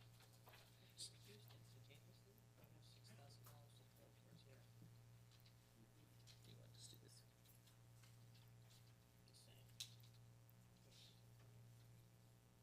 Are you, again? Sorry, we're talking about reducing, and for the public, we'll put it in the microphones, looking at reducing that for both the 4th of July and the Festival of Lights by 4,000. So I'm just looking at this saying, okay, if the amount requested is 5,000, so the highlighted green off of Molly's sheet, do you have one? Okay, that'll be helpful. If instead of 5, we did 4 for each of the 5,000 ones, that would give us $6,000, and then we could put 3 towards, well, you have 6,000 to play with for the Yes. parade and Festival of Lights. I see what you're doing. 1, 2, 3, 4, 5, 6. You with me? So we would, So You're proposing- if we took the 5,000 requested and just made it 4 that they get, then that, from each of the top ones that are highlighted green, that would give us $6,000 to play with, just without all the exact numbers and calculations, right? Real quick, we're working off of this column, and this is the amount that Correct. she's proposing, so you're Right. dropping this down Well, by. if we're only gonna take the green, Right. and we're gonna include the 2 issues of Turlock, Oh, okay. right? Then you're adding 2, then you'd have just reducing the amount they want, so that we'd have 6,000 to play with. Or not. It's real quick, okay, yeah, it's different, so I'm gonna, I like this idea. Councilmember Scarry, your goal is what you wanted to get funding to everybody, correct? Is that what you, a certain amount? Well, for this list this time, not necessarily every year, but I'm just saying, for this list, for right now, let's give them all of it. Okay, now, I do like the idea of pulling the 4th of July and the Festival Lights out of here, so that knocks $4,000 off the 44,750. Yeah, and then we've Okay. got $6,000 to work with. So it gives you $6,000 to work with. We approve the 42,750 off of this list, and then give the 4th of July and the Festival of Lights $3,000 each. And there goes your 46,000. Okay, so, And you wanna notarize that? Yeah, let's see, as long as I don't benefit from it, I can notarize it. so Amber, Uh-oh. Director Engilder. Oh, no. Hi again. Here comes the Grinch. So, not the Grinch, just a cautionary note that there is a process that council has adopted. It's gone through your park commission. Your commissioners have done their due diligence and scored according not only to the information in the application, but also how they were presented to at their meeting.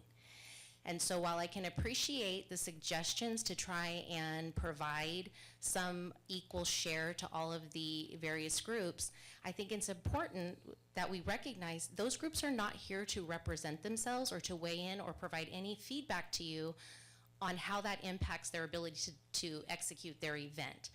And so going back to my earlier comment based on Councilmember Bublack's idea is that the recommendation would be, of course, you have the ability to modify this. Looking at how they've scored, you can see how your top events have ranked. Maybe addressing it in that fashion for this year, like you did last year, and taking the downtown events out of the equation completely, having a different conversation at an upcoming meeting. So the $46,000 that you have budgeted for this particular program, that stays intact. You have your priority of events. Address the other two events separately with a separate funding so that the two are not commingled. That's what you've done in the past with the events such as the Tournament of Champions. So I think it's getting a little confusing because you're trying to use your $46,000 budget for the community grant program to try and address this other issue. My suggestion would be award based on how they were ranked, unless you want to make some modifications, and then address this concern and question about the downtown events as a separate matter. That's my recommendation. I know. What's that? Yeah, so basically, we're keeping the integrity of the process by sticking with the top 110. Is it the top 10? It would be the top 9 would be fully funded, and then since the 10th and 11th did score cumulatively the exact same, we could divide that by the percentage of 77.197%. Okay, so what we would do is to, like I said, to keep the integrity of this process, adopt the top 9 fully, the 10 and 11 divide each by half so they each get some. Drop the rest, except for, this is the caveat, 4th of July parade and car show and the Festival of Lights will be will be agendized for a different agenda coming up to contemplate sponsorship. Did you want to divide those, the 10th and 11th events by half, or would you like to use the percentage that gets us? The percentage that gets Okay. us to 46,000, I'm Just sorry. to clarify, thank you, Mayor. Yes, the percentage that gets us to 46,000. Does that make sense? I swear to all that. Kidding. Does that make sense? And for the record, before the emails coming at Director Van Gilder, we appreciate you reminding us of the process and some of the ramifications to staff on this one. I think that what the community is seeing is that we want to fund everyone and we love all these projects. Absolutely. And so let's take some time over the coming year to perfect that. But I think that I think that's the right thing to do. So are you okay with that, Councilmember Scare? I withdraw my motion. For the new one that I just put forward? No, he already had one. He had one. Oh, the one that you made. Okay, you withdraw it. Okay. So now would you like to entertain a motion of funding the top 9 fully and dividing the 10th and 11th by this percentage that gets us to 46,000 and removing 4th of July parade and car show and Festival of Lights for separate consideration of a sponsorship at a later date? What he said. What? I have a motion already. You took too long. Do you want to second it? I will second Bill's motion. All right. Clerk, did you get that? You want me to repeat it, do you? Yeah, Bill, what did you just say? Yeah. So, thank you, Mayor. Yes, I did get that, and the recording got that loud. The and recording. clear. And so Amber and I will work together to make sure Absolutely. that our exhibit or attachment accurately reflects that. But for tonight, the action will be modifying the community events and activities grant funding as submitted by the Parks, Arts, and Recreation Commission.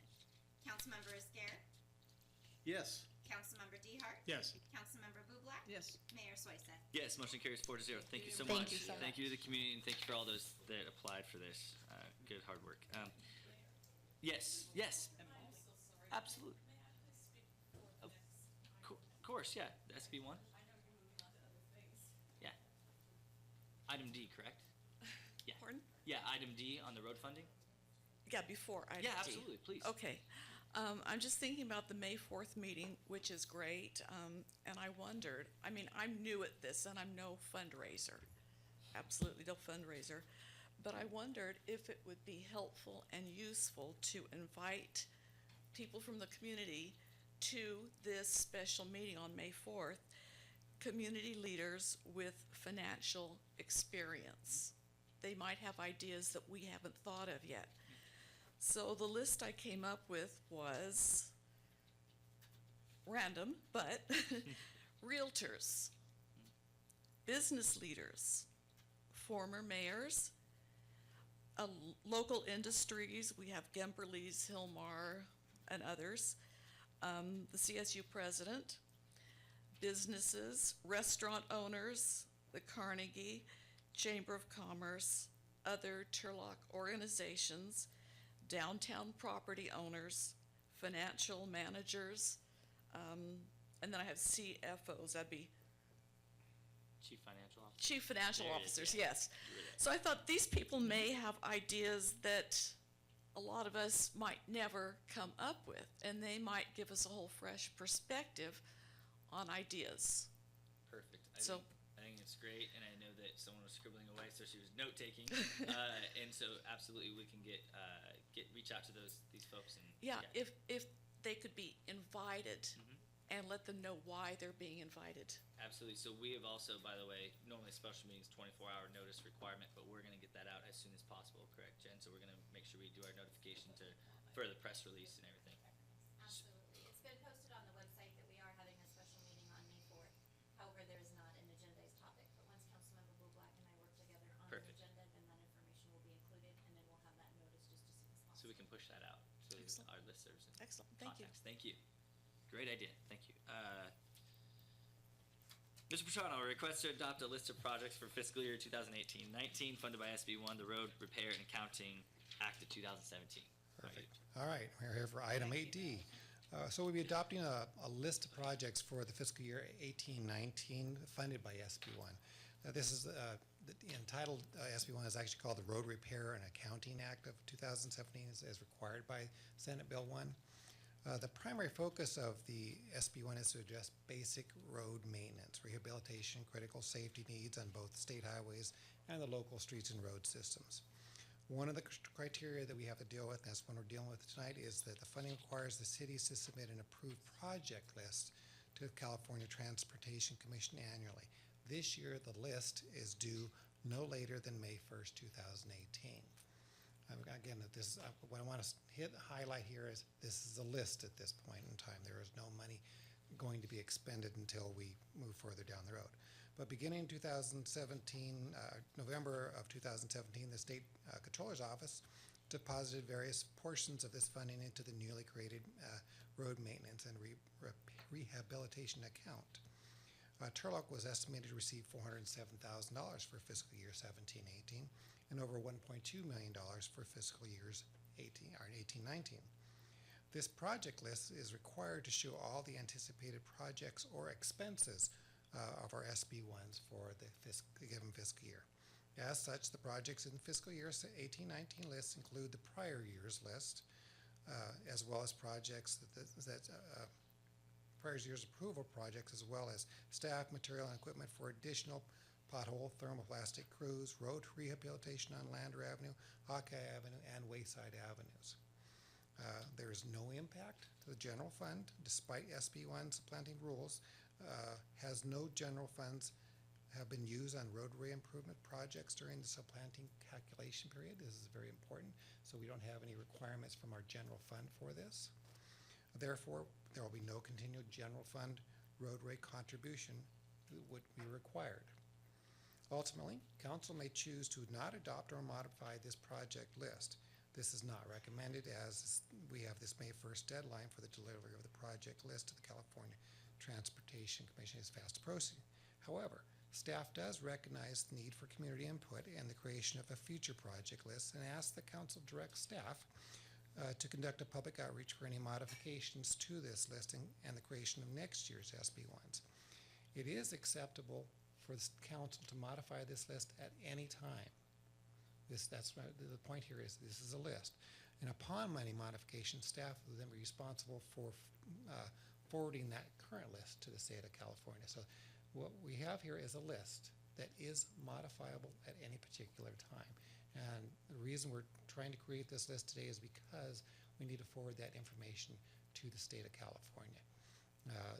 Within your Exhibit A, you can see that what we have is our list for the previous year. We have the Christopherson Median Fencing Project. We have a quite long list of various slurry seals that we do within the community. As we get near the bottom of it, we have a couple of road maintenance workers. Road maintenance worker 1 is 2, hot mix asphalt, hot mix truck and trailer, as previously discussed, thermoplastic material, and a thermoplastic trailer.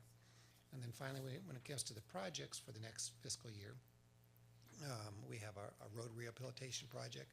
That's Lander Avenue from south to Glenwood and Hawkeye Avenue from Olive to the eastern city limits. That has a $200,000 price tag on it. That is a match-funded project. So that's not a $200,000 project. That is the $200,000 there is for match funding federal money. The last project on here is the road rehabilitation of Wayside Avenue from Gear to Olive. Has a $510,000 price tag on it at this point in time. That is wholly funded through SB1 at this point in time. So there's the kind of the layout of this list and why it is in front of you tonight and what are your choices for the future. All right, what are the questions and comments? Yes. So, for anybody listening, the reason you're picking slurry seals first before primarily doing the roads that are really super bad is? Basically, the slurry seals is a process the city uses quite regularly throughout the community. It is the first step in preserving what you have. People liken it to paint, but paint is not what it is. What it is actually is a protective coating of the asphalt. It keeps the oil within it. It adds more oil within it, so it actually extends the life. Think of it more as of a coating versus something that is decorative in nature. It actually coats the asphalt out there, keeps the life of the asphalt, extends the asphalt itself. And so that's why we really believe in the slurry seal process, because it actually helps the community in the long run. As time goes by, if you don't slurry seal a road, you end up having to overlay the road, or ultimately you'll have to reconstruction the road. So essentially, it's just basic maintenance practice. It's good maintenance practice. So that's why we have this list of slurry sealed roads. This particular list is roads that are not slurry sealed through any other funding process. A lot of the assessment districts have slurry seals every 7 years, and that's a separate funding process in which those individuals are, paying their portion of that particular maintenance. So some of these are, a lot of these are in one general area, Bill's district actually. Was there any way to kind of show the taxpayers, different quadrants or something was there any consideration on that, or was it just easier to take one street and keep moving around that area? No disrespect. Mm-hmm. Calling out Bill's district. Hedstrom? Yeah, I understand the question. I'm trying to answer it as gently as possible here. Basically, this is the previous city engineer created this list. It went with the submittal of the process, and so I don't have his whole reasoning. Okay. To piggyback on this, I think it's a great line of questioning.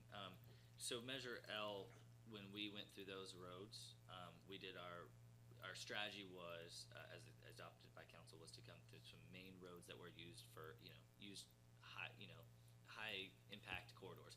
West Main, East Avenue, all those. And then it went to really, bad roads and then kind of phased out for 25 years. They all have allocated funding for Measure L. Did we then take outside of those for this funding, or did we take some of those roads from Measure L and put them on? Some of those roads in the Measure L process are actually going to be, we can add those in there. This is where we have a list at this point in time. So future lists, we could certainly say a project that may be in year 25 Right. of the Measure L projects. Right. We could actually pull that out of there and use SB1 funds at a more current year. Yeah, and that's, I think, where our focus should be. And by the way, Councilmember Scare, you had a great question of how this list was created, and so did you just now, but I know you did it earlier. I didn't want to weigh in on this. Normally in the creation of agenda topic, I'll weigh in because we're putting things together, but didn't want to get into the districts thing, where things are going, and so I appreciate staff coming here. I did want in an open forum say that I think that after this, we should start looking at some of our older economic zones. some of our industrial areas, specifically right behind City Hall, where we're still trying to attract businesses, trying to attract folks in there, but we still have 100-year-old railroad tracks in the middle of these roads, and we have some things that are economic engines for jobs, not just courts. Now, courts and cul-de-sacs are great, but I think that that's also just the strategy that we should have an open session, perhaps a workshop in the future. But this is a great start. Yeah, and then I kind of wanted to bring that up. Absolutely, This is an excellent idea to be presented to you so that you have that opportunity to truly weigh in, and the public has the opportunity to truly weigh in on this Absolutely. process. I'm sorry, Councilmember Scare.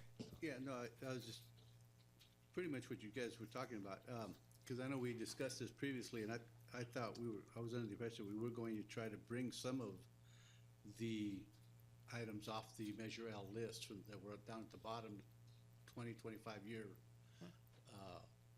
away, try to move them up with SB1 money. And, yeah, I didn't really see it. I mean, okay, slurry seals, that's great, but I know we've got several roads out there that are in really bad shape. I was hoping to see at least one or two or three move up off that other list. And that's certainly, that's absolutely within your purview, and this is the list that we're presenting tonight is merely a list that we're gonna send to Caltrans. And, complete the necessary documentation. At this point forward, we can start with a true dialogue. You can have the true dialogue with the public as to, what really truly matters. And mind you, there's $90,000 for that fence because we've had a lot of young pedestrian traffic back and forth. The previous fence that we put up was on Walnut, has achieved what we were looking for Got to it. do. Good, Mr. John. Councilmember DeHart, did you have something? I think thank you, Mayor. I think as an underlying principle, we just need to keep in mind that the people are the ones paying the taxes that provide the funds with which we make the priorities to fix the roads. And unless and until the people start seeing the results of their paying of those taxes, there's going to be discontent in town. And we need to keep that foremost in our thinking. Headstrom is one issue. That's but one. I can think of another, whether it's Orange or whether it's in front of West Side Ministries, that's another one. There's several throughout the town that I think we need to keep in mind and really focus on those. I mean, once again, courts and cul-de-sacs are wonderful developments, but that's fairly recent. And then, of course, we do have a portion of our economic engine that's been laced with railroad tracks that are 100 years old. So we do have some issues here that I think another piece there is that what can a certain amount of money, what can we hope to accomplish with that certain amount of money? And that's another limiting factor. And I think this short first year has been somewhat problematic in that regard. So, but I think as the years progress here. As the years progress. And one of the items I want to kind of point out is why we chose Wayside. Wayside is the road that we receive the most complaints about. So that's why we put that as first. That's not my district. What? I'm just saying, because I lived around the corner before that, But I just had somebody ask me a week ago what about Wayside? So I hope they're watching and they hear that because I was like, I'm pretty certain it's coming up. So it's good to know that they're gonna get that. But I think we do need to start kind of putting some, just so when taxpayers are driving, they're gonna know, hey, okay, that street got it, at least in their area, right? My area is probably the least. I have the most assessment districts, I presume. So it's a little less of a concern in my district per se than others. But we need to spread the wealth. I'll take all the money she doesn't want. Good job, Gil. Public comment on this one. Public comment. Yes, Mr. Puffer.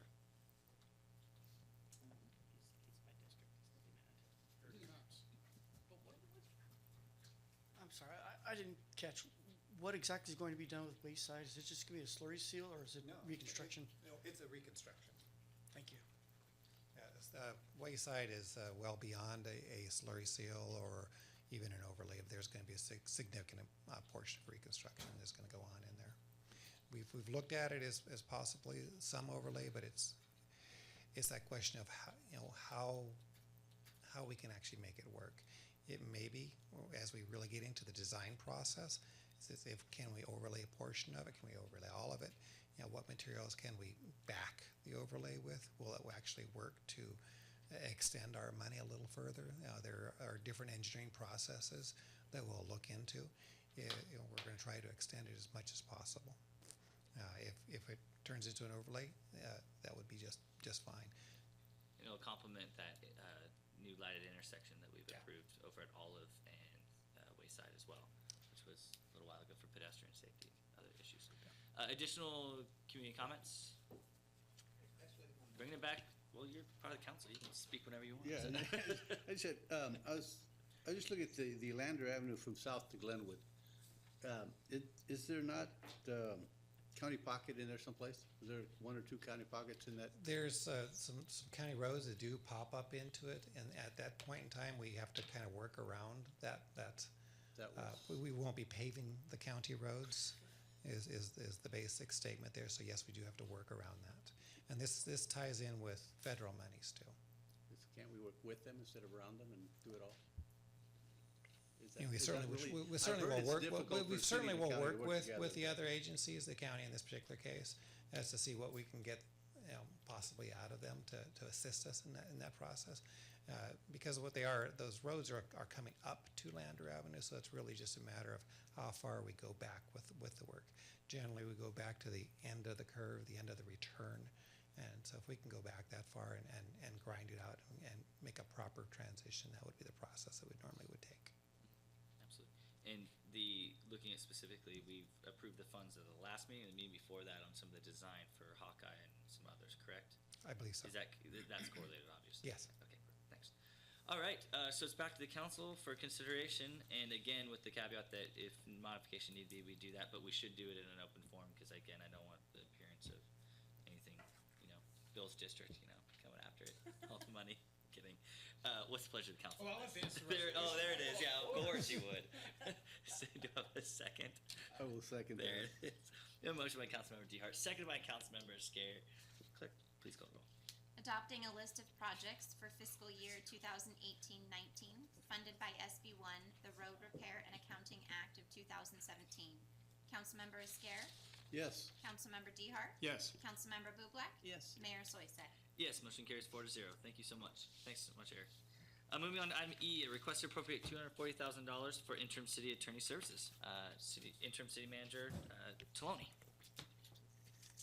Mayor and Council, item 8E, on March 10, 2018, City Council appointed Jose Sanchez with Myers-Nave as the interim city attorney.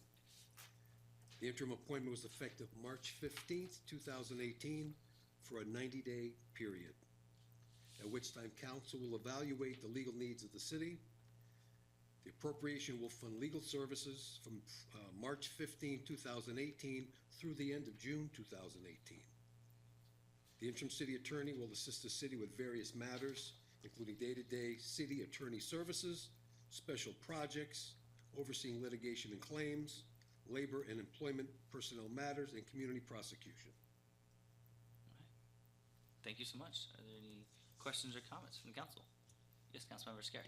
Just clarification, up here it says that the interim appointment was effective March 15th and it's for a 90-day period upon which time the council will evaluate legal needs.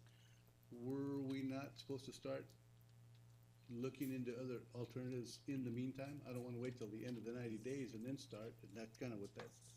No, that's kind of the way- absolutely.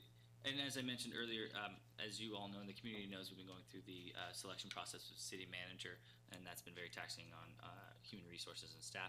But we are going to be bringing back some options for an RFP and what that looks like at the next meeting. That's our goal.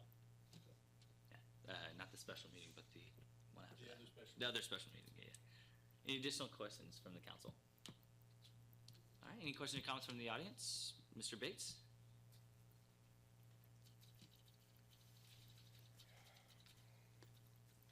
See, you give me one meeting off and I come back all refreshed and renewed. I promise, I won't keep this pace up. That's 90 days, correct? 90 days is 3 months. That's 3 into 240, that's 80,000 a month? That's $80,000 a month. And if you project that out for a year, that's $1 million a year. I know it's not $1 million contract. I was thinking Mrs. Norton was highly compensated. Am I correct on that? This is $80,000 a month. Can I answer that Yes, question? please. The budget is actually more around 60, but there was an additional funds in there. There's also the difference between general fund and enterprise funds or special funds. With Myers-Nave, which you get is not only one attorney, you get a law firm, which we also do special counsel services. Therefore, for example, the water fund, if they used our services, it is appropriated this way here to cover the cost, but as the bills come in, the impact to the general fund, we anticipate it's gonna be lower, but that's gonna be as the work comes in. The city of Turlock didn't just use one attorney. The city of Turlock used several attorneys, and the different funds would pay for those attorneys. With the law firm, you end up getting those services from us as well. But this is something that, as far as an appropriation, what we didn't want to do is have to come back over and over and over. This was one just looking at the level of service the city is requesting. That was, it's a little closer to 60, hopefully lower, between 50 and 60, but it all depends on the workload. Are you anticipating, and I know it's hard to anticipate legal expense, but are you anticipating,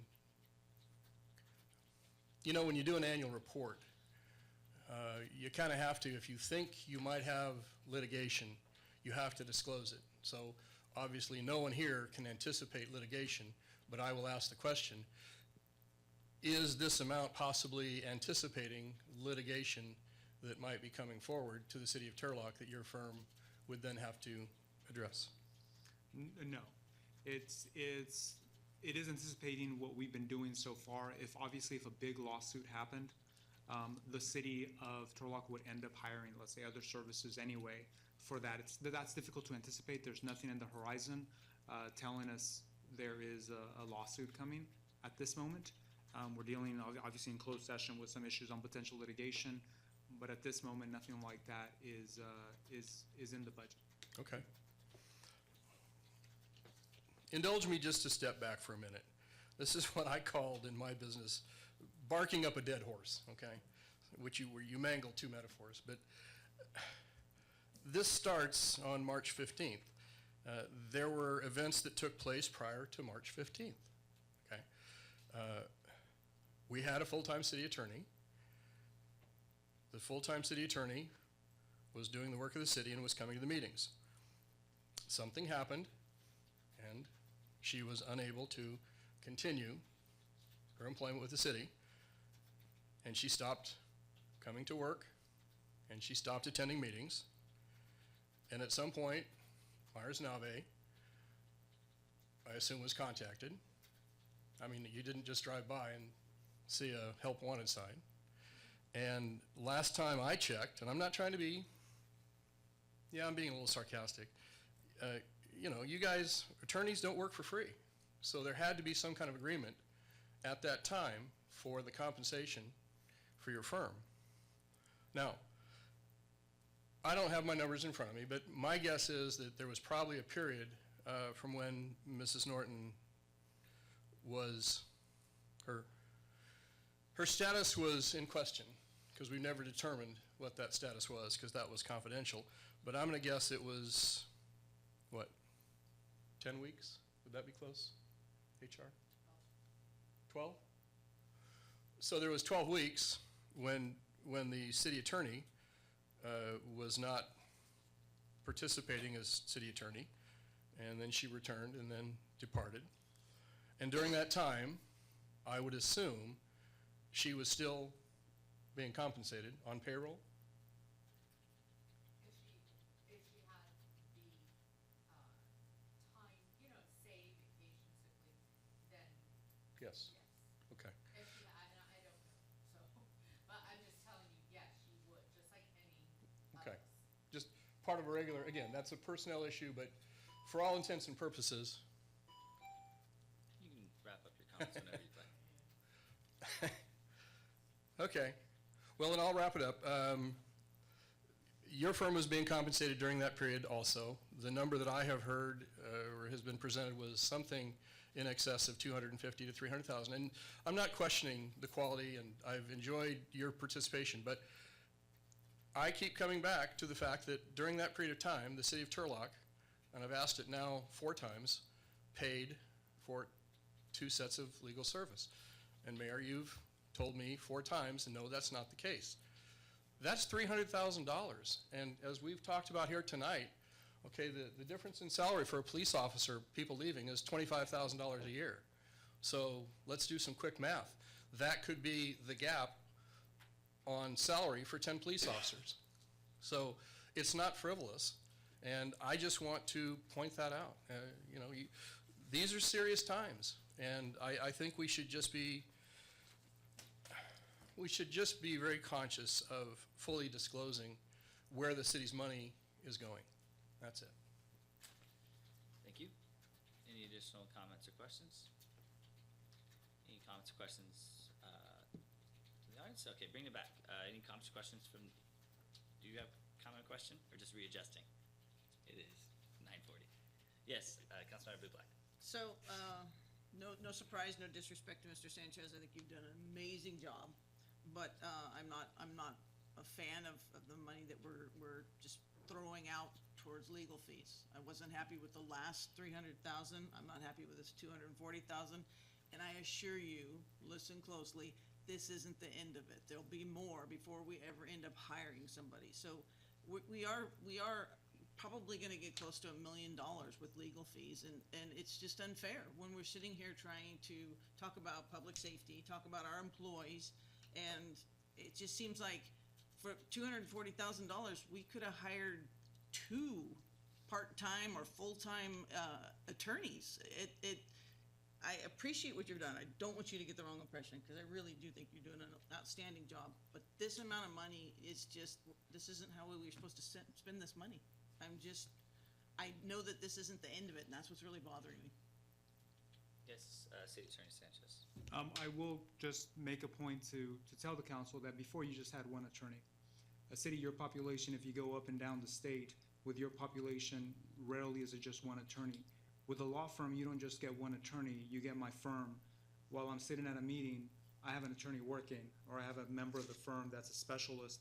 You've heard some of your staff members come up as well with some items. We do provide specialists that before you didn't have. So there are some things that we provide that hiring 1 person or even a deputy. I will tell you that the legal profession has changed. 1 attorney can't do it all. And that's where law firms like mine come in, where we do have in every realm, whether it's housing, whether it's land use, whether it's litigation, whether, before when it was redevelopment, whether it's, eminent domain, whatever it is, we have specialists in every field. That, I hope, has been of value so far to staff. I completely understand your point regarding numbers of attorneys. That's something the council is going to have to evaluate as well on your own of how you move forward with legal services. So, any additional comments or questions from the council?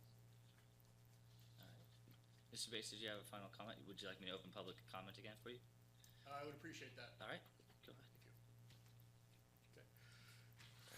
Okay. Item 4C, on the basis of recommendation, the City Council has authorized the mayor or the city manager to approve and execute agreements for specialized legal services. The City Council provided this authority at the January 24th, 2017 meeting.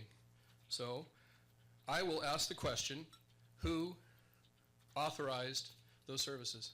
That is a big, big obligation. You say that legal services are being provided differently. Somebody had to authorize that. The council gave the mayor that authority. I will ask the question directly and you can answer it if you choose, when you choose. Who authorized those services at that time? Thank you.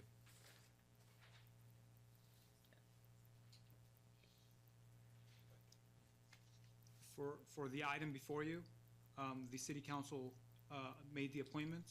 That was reported out on March 10th. The interim city manager approved the engagement letter. Thank you. close public comment again, bring it back to the council. What's the pleasure of the council on this item? I'll advance the All resolution. right, do I have a second? All right, we have a motion by Councilmember DeHart, second by Councilmember Scare. Clerk, please call the roll. Appropriating $240,000 to account number 1101010843009, interim city attorney services, from Fund 110, General Fund Unallocated Reserves for interim city attorney services. Councilmember Scare? Yes. Councilmember DeHart? Yes. Councilmember Bublak? No. Mayor Soisek? Yes, motion passes 3-1. Thank you so much. Thank you for your comments. Staff updates. We have none for 1, 2, and 3. We have a written update for fire department, a public safety briefing. We do have a municipal services department, a written and a verbal update from Mr. Cook. And then no update for number 6, and 7 has a written update. Thank you to the police department. Good evening, Mayor and Council. In January of this year, I gave you an update on the status of our water well system and the projects we'd proposed to do this year to add some resources to our groundwater supply. A couple of things have changed since that time, so I felt it would be remiss if I didn't let you know where we were, what's happened, just so you would be aware of the situation for this summer. Primarily, what went into effect in January of this year was a new state regulation on trichloropropane, which is a contaminant in a pesticide that was used for many years ago. And we knew that well 8 would have an issue and we'd have to turn it off. So well 8 is shown. This is our situation at the end of last year. So well 8, there at the bottom right-hand corner, we knew we'd have to turn that well off. Unfortunately, came as a surprise to all of us when we started our testing. We also found a problem at well 19, which we hadn't anticipated. Well 19 is in Donnelly Park. So right away we were down a well that we hadn't anticipated. Also, we had planned to rehabilitate well 3, which is across the street from Rayleigh's, and well 8, which is on Hawkeye and Palmer and Grey Wolf. We thought they would be straightforward rehabilitations. They're proving not to be through the design process. So I will be bringing back to you in May a request to appropriate more funding, $130,000 for well 3 and $466,000 for well 8 to start rehabilitations on those. On the bright side, well 24, which initially we thought was a hopeless case, we've actually started rehabilitating that on April 19th, so last week, and well 28 on April 17th. So I'm hoping by the springtime we'll have 2 more wells back online, which would make up for the difference. And then by the end of the summer, 2 additional wells on top of that. So the work plan now looks something like that. So well 3 and well 8, hopefully by the end of the spring. And well 28 and 24 by the end of the spring, and 3 and 8 by the fall. So again, we have the money to work on 28 and 24 right now, and there's more simple rehabs. Well 3 and 28, we need the council to appropriate more funding. And as I mentioned in my report, and Milt asked me this question today, he says, well, you come from 17 to 18 to 17, and you had 2 more. Where are you actually in terms of total supply? Our total supply is going to be roughly about the same this summer as it was last summer, with 17 wells operational. So we should be able to meet our peak demand of about 26,000 gallons per minute. But also the staff, utility staff has been busy, and maintenance staff has been busy over the winter doing a number of improvement projects, particularly how we operate our 3 storage tanks, and 2 or 3 wells have had variable frequency drives added to the pumps, which will allow us to kind of dial in the pressures and demands and flows more specifically, which we hope will address some of the low pressure zones you get, particularly northeast Turlock. So while we don't have more supply, we should be able to operate that supply more efficiently to provide a more stable supply. So we don't think it's bad news, but it's not the good news I hope for either. With that, happy to answer any questions. Any question or comments for Director Cook on this one? Any from the audience? Mr. Trueweller, absolutely. It's 9:45. Kick us off. Okay, I think, the real thing I want to impress here is that this is going to be a serious issue. I mean, we need potable water at Turlock. I got my Smithsonian magazine today, and the glaciers in the Arctic are just melting away. Global warming is here. It's real. It's not pretend. It's scientific. It's caused by us humans. We're gonna have to face this issue. We're gonna have to cut back water usage this year. We're gonna have to increase rates, which we are increasing. We're gonna have issues, and we just need to be aware of that. I'll bring it more to your attention as time goes on. Just wanna keep that in your mind. And yes, it looks like at this point, we're gonna have enough water. I'm not sure about that. Thank you. Thank you. Absolutely. All right, with that, if there's no other question or comments from the public, or yes, Mr. Pachano. Oh, did I skip over you? I apologize.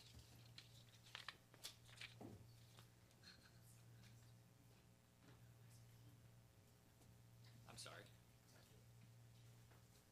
No, you didn't actually skip over me. I had nothing in there earlier, but I wanted to kind of bring up something because it matters to the council. Today, we had the bid opening for the West Main reconstruction project. So it's a Measure L project. I figured it needs something of interest to the council to bring it up tonight. We received 2 bids, one from Tiger Construction, the other from George Reed Construction. These are both high-quality contractors that we've worked with many times in the past and anticipate a good project. At this point in time, we're anticipating awarding the bid at the May 22nd council meeting. I'll just go ahead and give you the basics on the bids. The 2 bids that we received, one from Tiger was $7,465,000, and George Reed was $8,019,844. So those are the 2 bids we received, and again, I just kind of wanted to give you a basic update on that. All right, thank you so much. All right, matters today for the agenda, non-agenda items. Don't see any. Yes.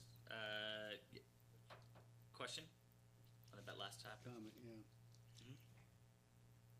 yeah. That really bothers me.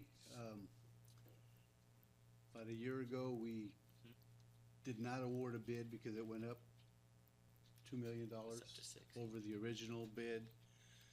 And at that time, I said, well, by waiting, is that really gonna make it cheaper? And everybody goes, oh, yeah, there'll be contractors that. Not everybody. I'm with Well, you there, Councilmember Scary. And so now we've gone from $6.5 million up to 7.4 or 8 point what? 901. So by waiting a year, we didn't save any money. It's gonna cost us another million and a half dollars.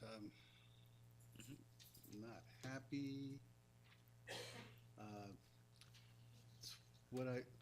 It's one of the processes that I'm not really comfortable with that we have.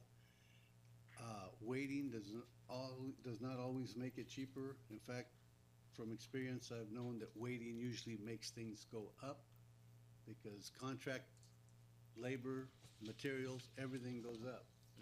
I don't see anything go down. So I think we need to make sure that we get our Measure L projects in line. Let's get them going, and let's quit waiting for things to get cheaper because it's not going to happen.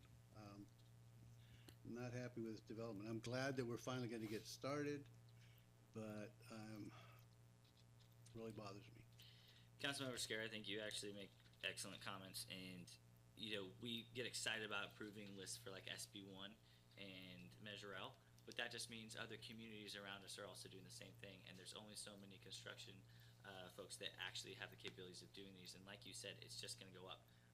I think I'm just as irritated, if not more irritated, than you. I think we rival each other, because you're right. We need to be get on top of these. We need to be moving as quickly as possible,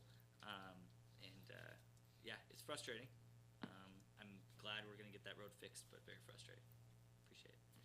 Moving on, that was kind of council comments, so we'll get back to that in a second. Moving on to council items for future consideration. Yes, Councilmember Bublak? It might be the latter. Or comments, that's fine. We all received an email for transparency's sake regarding Councilmember Ascare's request that we get together and work together. I am absolutely appalled that the opportunity it would be that we would go, the city's taxpayers would pay for us to go to Monterey. I don't think that's what your intent was, and tell me if I'm wrong, but I thought it was more about us staying here and communicating with each other. Councilmember Scare, but did you want us to all go to Monterey? I mean, that's a great time, but.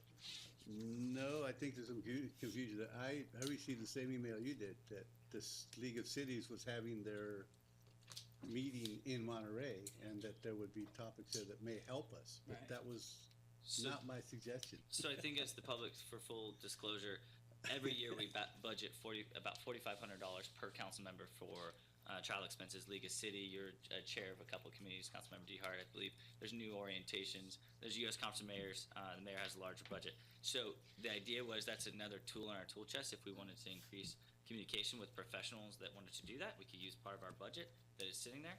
If not, Councilmember Scare and I are still meeting per the motion that we took off the floor, that you and I would keep discussing and figure out how to do something locally, and where we still get a professional element of discussion, but then how that looks, so that we can have a safe dialogue, whether it's closed session, open session, how that works. And so that discussion, I think, or excuse me, that email, I believe, is just another option that came across. So it doesn't need to be exercised by the council. Yeah, and just for the record, I just went to the League of Cities meeting last week, and I paid for it.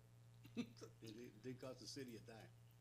I'm just hoping that we look at our travel expenses as well. I don't think that if we're in dire straits here and we're actually deficit spending, I don't think we should be spending a lot of money on travel. We should, if people are traveling, it should be our employees getting opportunity to get away and learn something.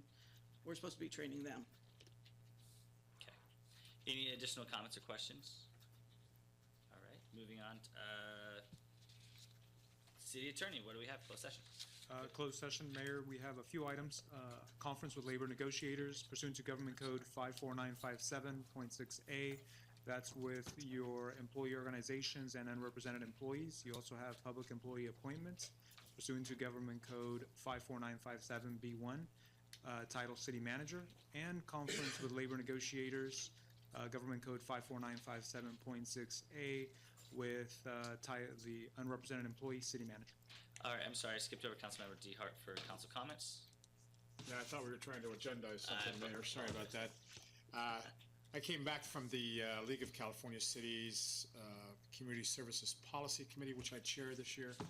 And we have about it took about 2 years to get this thing up and running, but this is a good toolbox for both cities and counties. The Task Force on Homelessness. I have a copy for Marin, last name. Oh, okay, then, good, still, Marin Pitt still. And I thought that if y'all would like a copy, there's one available for that. However, it is available online as well. I thought we might like to get one of these to our partners, whether it's Turlock Gospel Mission or United Samaritans, that type of thing. But it's a lot of the statistics as to the different geographical areas, what we're dealing with, and not every geographical area is the same. So, but this is about 2 years coming, and it's good to finally have it in our hands. Yeah, since comments is back open, let's go. Actually, since we're still on comments, as I mentioned, I also attended the legislative day over at Sacramento with the League of Cities. And one of the big topics that's going around is the lack of affordable housing. And there's several programs that are being worked on. I'm trying to get some more information. And I'm also talked to Marin about the opportunity zones that we're going to look at, see if we can get some possible investments going for this area right behind us we're talking about that needs a lot of work. There's my district happens to fall into the opportunity zones, which was great for Turlock. So we're gonna be doing a little bit of work on that, trying to see if we can get some more development going over here. So League of Cities is pretty cool. Yeah, it's definitely. All right, moving on. So skip that. So motion to adjourn to closed session. All right, we have a motion by Councilmember DR, second by Councilmember Bublak. All those in favor say aye. Aye. We're adjourned to closed session.